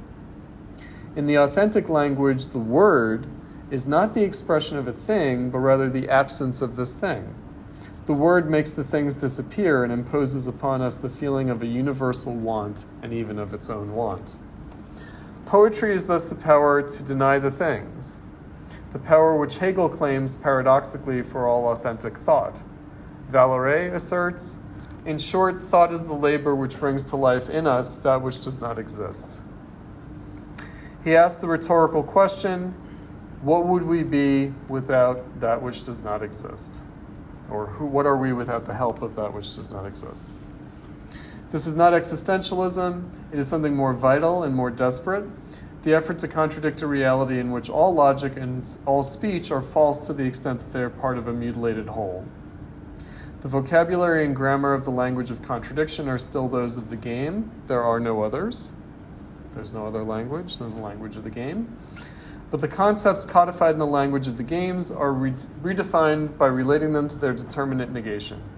This term, which denotes the governing principle of dialectical thought, can be explained only in a textual interpretation of Hegel's logic. Here it must suffice to emphasize that, by virtue of this principle, the dialectical contradiction is distinguished from all pseudo and crackpot opposition, beatnik, and hipsterism. The negation is determinate if it refers the established state of affairs to the basic factors and forces which make for its destructiveness, as well as for the possible alternatives beyond the status quo. In the human reality, they are historical factors and forces, and the determinate negation is ultimately a political negation.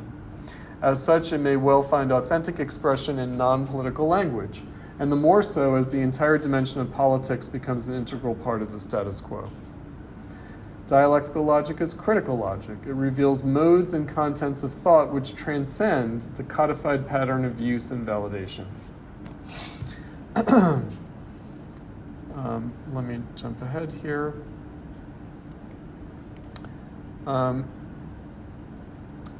This historical stage has changed the situation of philosophy and of all cognitive thought. From this stage on, all thinking that does not testify to an awareness of the radical falsity of the established forms of life is faulty thinking. Abstraction from this all-pervasive condition is not merely immoral, it is false. For reality has become technological reality, and the subject is now joined with the object so closely that the notion of object necessarily includes the subject. Abstraction from their interrelation no longer leads to a more genuine reality, but to deception. Because even in this sphere, the subject itself is apparently a constitutive part of the object as scientifically determined. The observing, measuring, calculating subject of scientific method and the subject of the daily business of life, both are expressions of the same subjectivity, man. One did not have to wait for Hiroshima in order to have one's eyes open to this identity.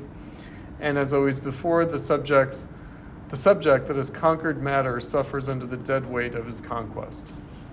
Those who enforce and direct this conquest have used it to create a world in which the increasing comforts of life and the ubiquitous power of the productive apparatus keep man enslaved to the prevailing state of affairs. Those social groups, which dialectical theory identified as the forces of negation, are either defeated or reconciled with the established system.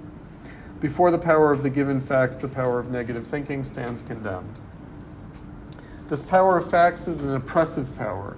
It is the power of man over man appearing as objective and rational condition. Against this appearance, thought continues to protest in the name of truth and in the name of fact. For it is the supreme and universal fact that the status quo perpetuates itself through the constant threat of atomic destruction, through the unprecedented waste of resources, through mental impoverishment, and, last but not least, through brute force. These are the unresolved contradictions. They define every single fact and every single event. They permeate the entire universe of discourse and action. Thus, they define also the logic of things, that is, the mode of thought capable of piercing the ideology and of comprehending reality whole. No method can claim a monopoly of cognition, but no method seems authentic which does not recognize that these two propositions are meaningful descriptions of our situation. The whole is the truth, and the whole is false. All right, so back to Heidegger. Marcuse was a student of Heidegger. I've heard some anecdote about Heidegger sort of bending from his PhD. Yes. It's real, Marco. Yeah, because because he was a Marxist, and Heidegger was like, and also that Robert Pippin was an acquaintance of Marcuse. So that's the direct connection. So Marcuse is a friend of Adorno and Horkheimer, Benjamin. Anyway, he's also a student of Heidegger, but wrote a critique of Heidegger. He wrote like wonderful critiques of Heidegger back in the 30s and later. But he was the only member of the Frankfurt School who was a direct student of Heidegger, I think, Marcuse. And then, like I said, he has an influence over the young Robert Pippin in the 70s.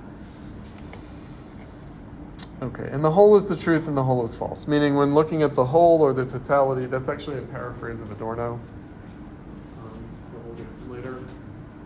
The totality of capitalism.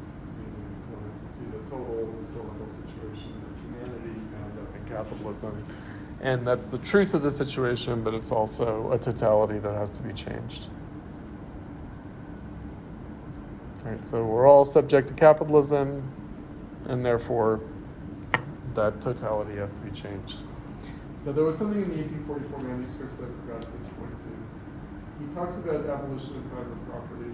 He analogizes it to abolition of the family, which was a socialist or communist demand in the 1800s, which Marx criticized because he said if you abolish private property, then everything becomes the property of the state, and the state becomes the capitalist over all of society. He says if you abolish the family, then women go from being the private prostitutes of their husbands to the universal prostitutes of society. In the same way that the worker is the universal prostitute of society. All right, so which doesn't mean that he doesn't think that that has to happen. In other words, he did think that communism was the next necessary stage, but it wasn't the ultimate goal. Meaning the negation of private property, the negation of the bourgeois nuclear family. This might be in some way a necessary stage, but it was a one-sided opposition to capitalism and therefore doesn't really represent freedom or emancipation. For what it's worth. So, yeah, we didn't touch on that. I just wanted to make mention of that. The reason he brings that up, by the way, is because it was, I don't know if we've mentioned this before, it's part of the program of socialism before Marx and Engels' time, but also continuing with Marxism into the 20th century. Women's equality, sexual liberation, these were the goals of socialism and communism from the beginning. So, always been on the agenda, but the question is what did those demands, what did that desire, what did those goals actually mean as negations of capitalism? Right, so on the one hand, they could be seen as the opposite of capitalism. On the other hand, they could also be seen as the completion of capitalism, as the fulfillment, the furtherance of capitalism. And when we think of capitalism after Marx's time, we can say, actually, a lot of this has taken place. The traditional family has been undermined in capitalism, and it hasn't really represented an emancipation. It's only represented a deepening of capitalism.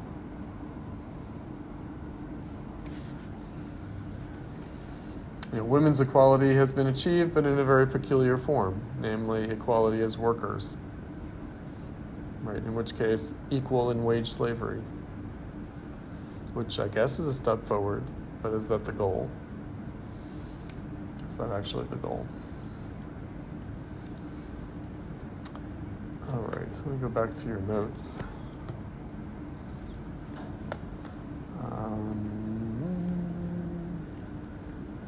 Oh, we had Lukacs this week. I thought we were going to have Lukacs next week. Shit, we had Lukacs. All right, damn.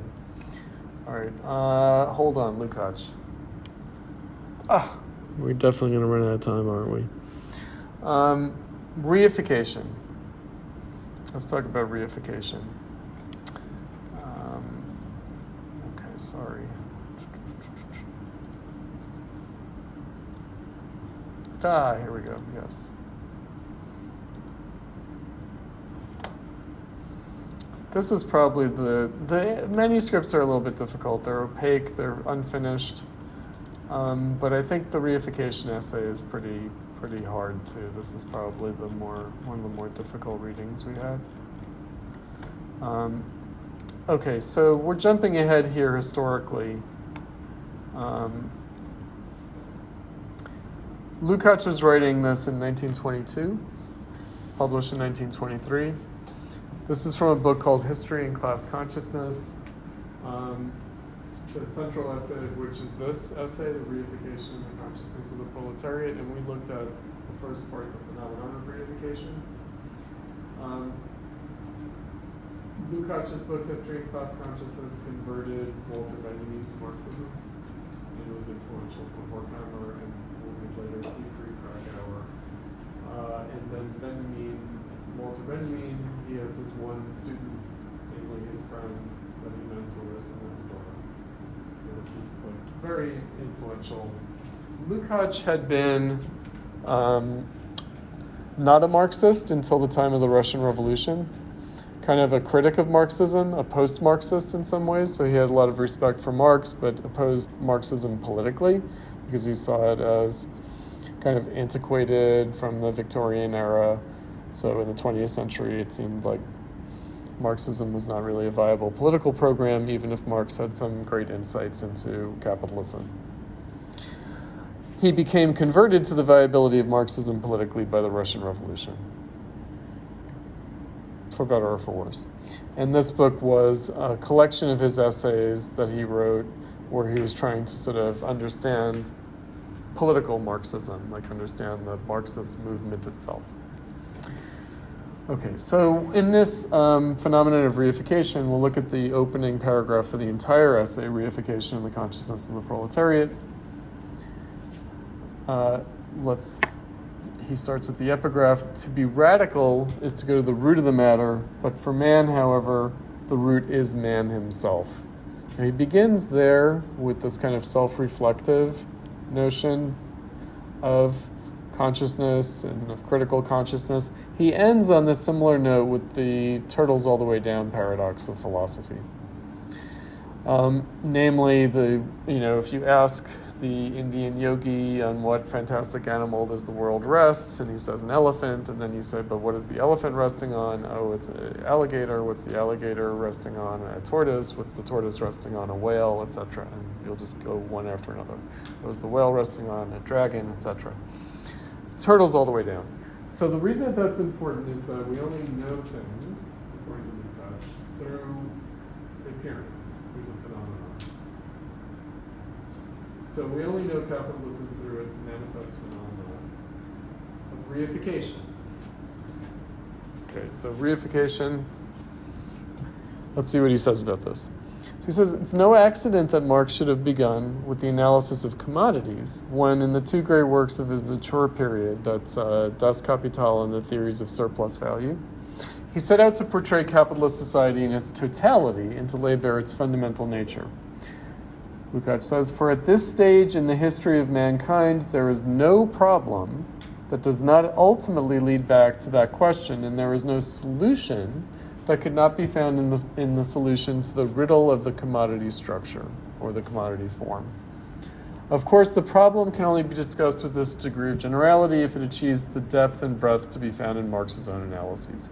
That is to say, the problem of commodities must not be considered in isolation, or even regarded as the central problem in economics, but as the central structural problem of capitalist society in all its aspects. All its aspects. Only in this case can the structure of commodity relations be made to yield a model of all the objective forms of bourgeois society, together with all the subjective forms corresponding to them. So the problem of capitalism is a problem that is both objective and subjective in character. Okay, let's look at this question of reification. I have a chart that we can use to illustrate this. So the objective and the subjective.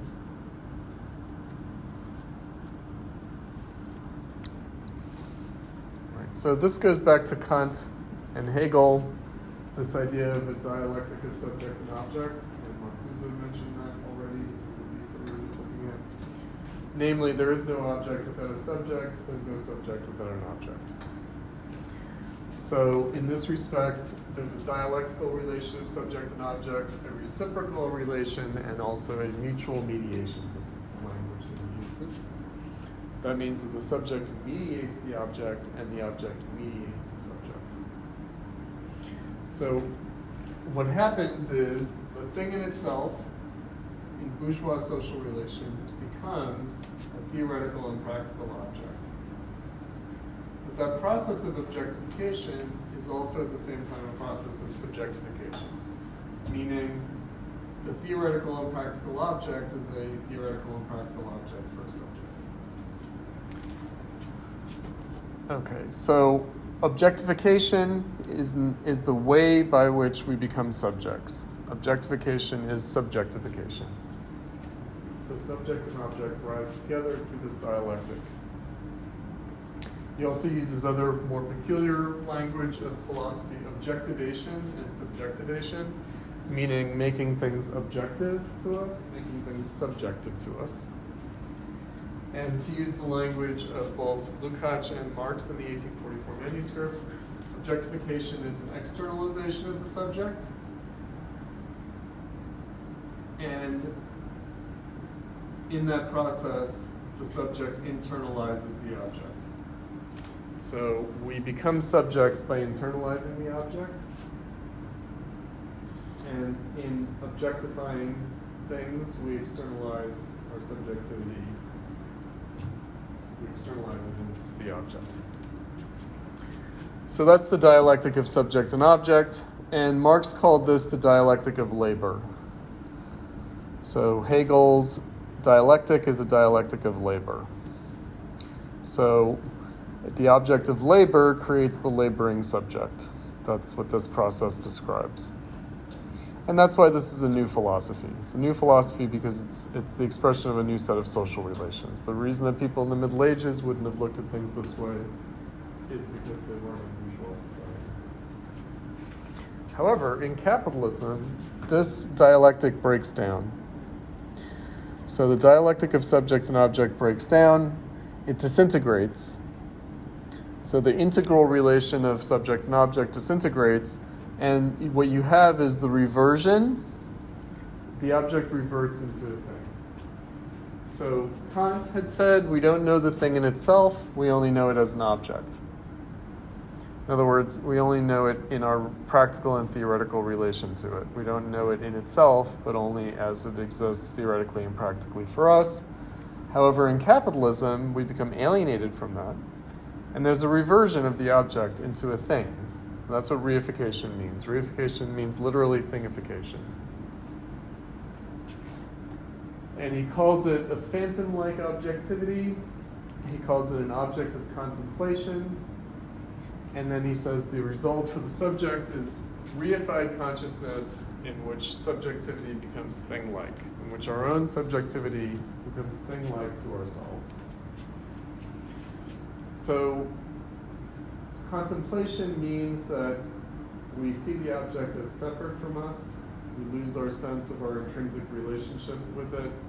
We lose a sense of how we've produced it as an object. That's why it's phantom-like objectivity.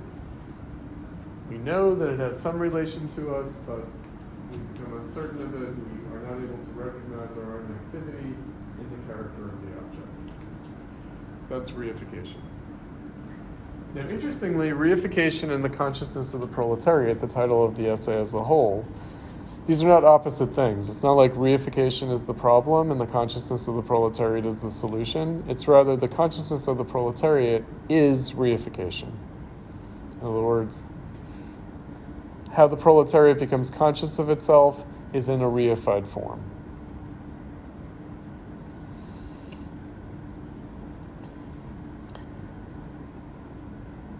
So the highest form of reification in capitalism is actually the way the working class takes itself as an object and becomes a subject-object of history in its struggle for socialism. In its struggle for socialism, it faces the danger of exacerbating reification. So he says here in this essay that we read. He says, a new perspective is impossible on the soil or ground or basis. The word they use is soil. The German word is Abgrund. It's the basis. It's not even Abgrund. It's actually another word entirely. Since you're remembering that. It's the basis or foundation of bourgeois society.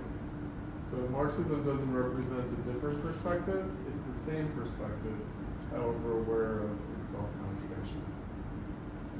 So a new perspective is not possible from within this society. So what is possible? Only consciousness of contradiction.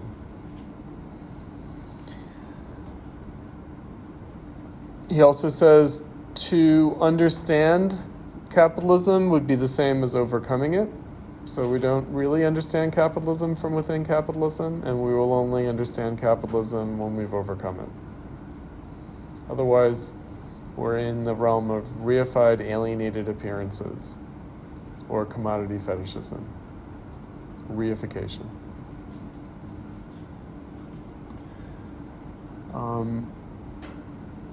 So those are the major notes. He kind of, the reason I have this on the syllabus is because the 1844 manuscripts are very good at giving us Marx's sort of basic approach and ethos, but then Lukacs does a good job of summarizing Marx's later work, or thus that we call it, the history of where capitalism came from, where bourgeois society came from, and then how capitalism kind of seems to complete the process of bourgeois society while also contradicting it. And because he uses counterintuitive examples. So it's easy to show how factory labor might be a kind of reified subjectivity of bourgeois society. However, he thinks reification also affects the professions. So not just those activities where it's just a job, where you're just punching the clock, where it doesn't matter what you're doing, you're just doing it to earn a paycheck. Reification also affects the professions that people feel invested in their personalities. So he uses the examples of lawyers, of historians. He also uses the example of like bureaucrats, meaning experts who do official functions based on their specialized knowledge. And he says that, and journalism, and that all of these represent a divorce of the subjective and the objective. So all of these professions are characterized by a seeming division and separation and alienation of the subjective and the objective. So all the values of bourgeois society are contradicted. So for instance, in law, in the bourgeois idea of law, everyone is supposed to be judged, or everything and everyone is supposed to be judged case by case. So it's supposed to be a matter of judgment. Like, does the law apply to what has happened? And if so, how? Right. And therefore, it's up to the jury to decide, or it's up to the lawyers to decide, it's up to the judge to decide. But that, in fact, what we're looking for, what we desire, what we end up desiring in capitalism is a more objective outcome from the process. And therefore, we would rather like computers decide cases, even though that violates the very idea of bourgeois law. He talks about also in terms of legal theory, if you guys know anything about legal theory, positive versus natural law. Meaning, is law based on reason or is it based on tradition and precedent? Is it based on the present exercise of reason or is it based on historical precedent and tradition? Well, of course, it's both. And there was a time in which both were combined, but now we seem to be torn between these two things. Between applying the law according to precedent versus applying the law according to reason. And that has something to do with the way the character of the law changes in capitalism. He also uses art. He uses art as an example as well, where he says that, again, what Marx was describing as the education of the senses becomes alienated. So he does bring in modernism. He wrote, before he converted to Marxism, he wrote a lot on literature, on fiction, novelistic, narrative literature, as well as poetry. So he was more of a literary critic before he became a crazy political activist and Marxist. And so he uses the example of what has happened to the painting techniques that developed in the Renaissance and the modern era. That in the modern era they become sort of reified, they become kind of technicized, and it becomes more of a kind of objective function of the form rather than the subjective sensibility of the artist and the viewer. Right, so modernism in art seems to exhibit this kind of formalism that violates its origins in humanism. He uses the example of landscape painting. That landscape painting started out as about the humanization of nature, but ended up with this kind of alienated, objectified nature that seems to exist in itself.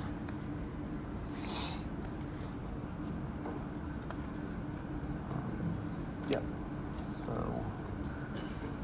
let's see what you guys have to say about Marcuse. Or are we out of time already? Or almost, but not quite. Excuse me, on Lukacs. Longy? What'd you make of Lukacs? I don't know. In your hypnagogic state.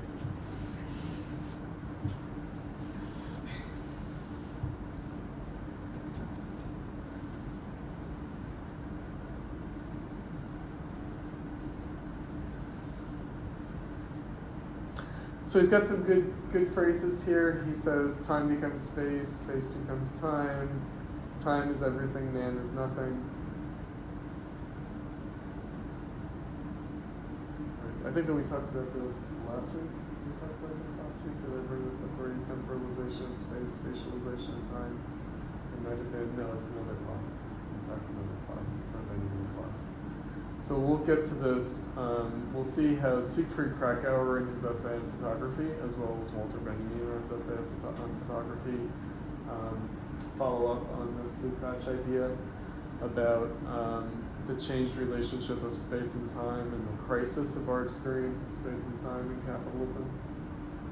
So bourgeois space and time, the time of like a narrative fiction in the novel, the space of visual space of painting goes into crisis, and so there's this kind of strange split between subjective and objective in both literature and visual art.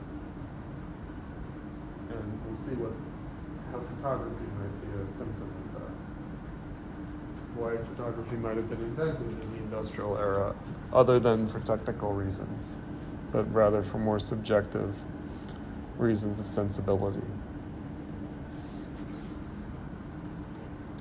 So something that we'll be addressing in coming weeks is, and we'll get into it a little bit next week, but we'll really be following up on it. Let's see where what did I have now? I think in 2 weeks we'll be reading the Krakauer, if I'm not mistaken. Yeah, we'll be reading The Mouse Ornament of Photography. Yeah. So we'll see how this plays out at the level of the crisis of experience itself. In other words, that reification affects our subjectivity to the point where it affects our capacity to grasp our own experience. And of course, this has effects in the world forward.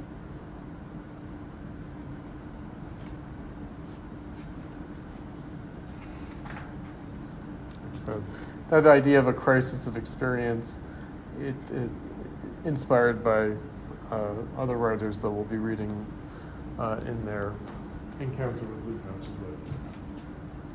So reification is a variety of alienation and commodity fetishism,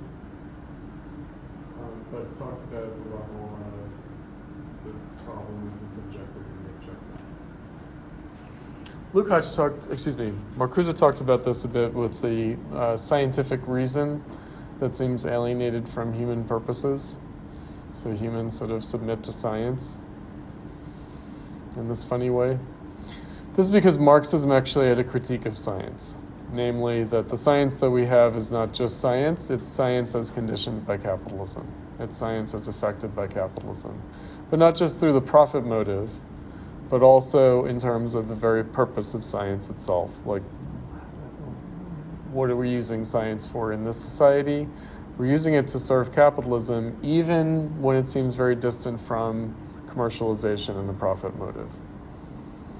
Right, so this is kind of Lukacs' point, which is that it affects the totality of our activities, even when it seems very far from what we could really consider to be commodity, exchange of commodity, market, profitability. Even when very far from those things, nonetheless, it's affected by capitalism. So the idea is that beyond capitalism, we'd have a qualitative transformation of science. That we wouldn't just have a quantitative increase in science, we'd have a qualitative change with science, because it would be a liberation from our reified and alienated relations to each other, to ourselves, and to nature. So we'd have a different attitude towards nature. Our inquiry into nature would be differently motivated beyond capitalism. Marcuse and Lukacs see Marxism as a science? Curiously, yes and no.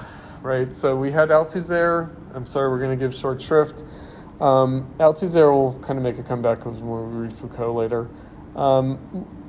So basically, it's Wissenschaft.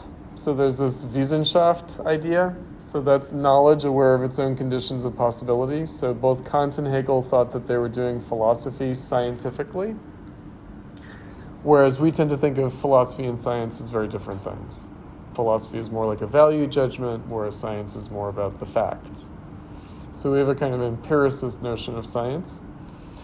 And Marxism has a critique of that. So Marxism is scientific in the sense that it's trying to be aware of the conditions of possibility for socialism and communism, rather than just a sort of ethical or a kind of utopian sort of desire for something. So it recognizes where socialism and communism originate within capitalism. That's what makes it scientific. It's reflective character, but not in the sense of a kind of layperson's notion of objective science. Furthermore, they actually have a critique of that notion of objective science, meaning, of course, science is subjective and not just objective. And all practicing scientists actually know that. Right? So the layperson's notion of science is that it's objective truth as if it exists without us. It doesn't. And one way of thinking about this is we're always going to change our science. Like at no point are we going to arrive at a theory, whether in physics or biology or anything else, that we won't then change. Right? So whatever notion of physics we have now, it will change. Right? So that doesn't mean it's not true. It just means it will be changed as we develop. Right? So the whole notion of objective truth is a little confused. Because it is, on the one hand. On the other hand, it also changes, which doesn't change the fact that it is still objectively true. You're saying it's not empirical? It's not just facts. Marxism isn't based on just empirical, factual knowledge. Not just, meaning it is solid. It incorporates that, of course. I mean, it's dealing with something real. However, it's also aware that it's making a value judgment, which, of course, science makes value judgments too. The question is, how do they understand that? Right. I guess we'll end on a note. I was watching a Indiana Jones movie. It's not the first movie. I don't think it's the second movie. I think it might be, I don't know. I think it might be the Sean Connery one. I forget now. But he's an archaeologist, Indiana Jones, Harrison Ford.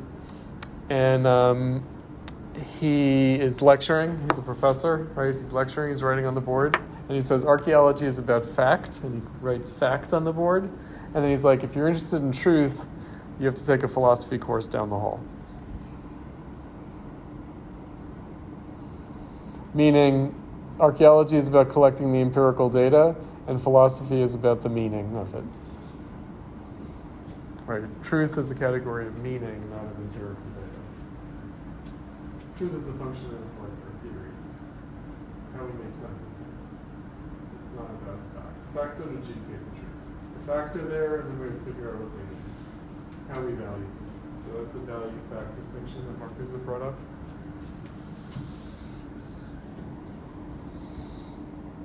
Anthony Fauci said during COVID in the first year under Trump, when he was kept more honest, he said, it's not just the facts, it's how you process them. And then, of course, what to do about them, he said, is above my pay grade. Meaning, he understood that all the empirical data in the world doesn't make the decision for you. You still have to make a decision. It's above his pay grade. Whereas under Biden, the following year, it was like, follow the science. But wait, you can't follow the science. Science doesn't tell you what to do. Doesn't. You still have to make decisions, value judgments, judgment calls, politics. All right, it's because Fauci and Trump didn't have the same politics that Fauci was like, this is not up to me. Whereas, of course, Fauci had the same politics as the Democrats, and so the Democrats were like, we'll just do what Fauci says. But of course they were making judgment calls. Of course they were. They weren't just following empirical data, because that's not possible. The empirical data doesn't tell you to do anything.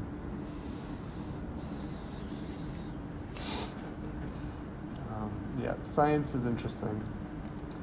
There was in 2018 a discussion of the flu pandemic, the Spanish flu of 1918, 100 years later, published by the National Institute of Health.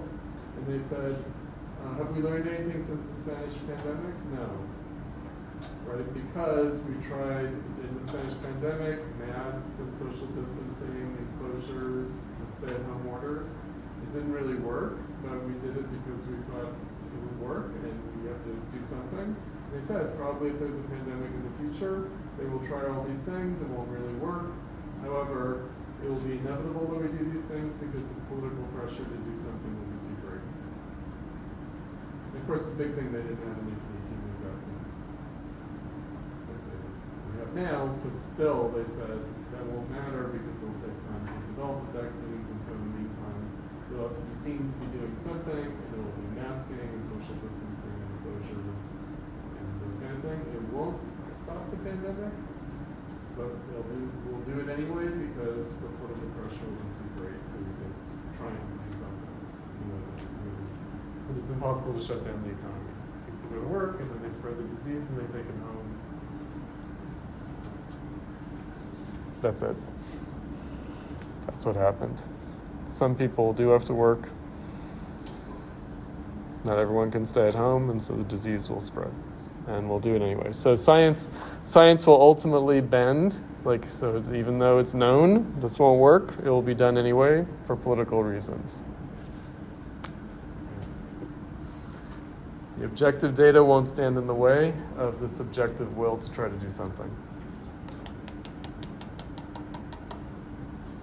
And then, of course, we have to deal with the fact that all the economic questions are under capitalism and all the pharmaceuticals are produced for capitalism and everything else, all those great conditions. So fact and value. Of course, we need to deal with the facts, but we ultimately still have to act according to our values. We have to make value judgments. Politics is inevitable.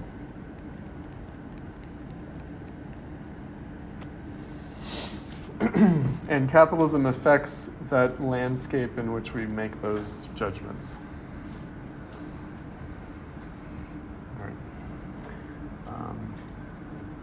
All right, so next week we'll do Socialism or Barbarism, Luxemburg. We'll do Ideology as a Material Power and Nazism and its relationship to Marxism and socialism, Wilhelm Reich. And we'll do Trotsky on whether proletarian art is possible. Preview? No.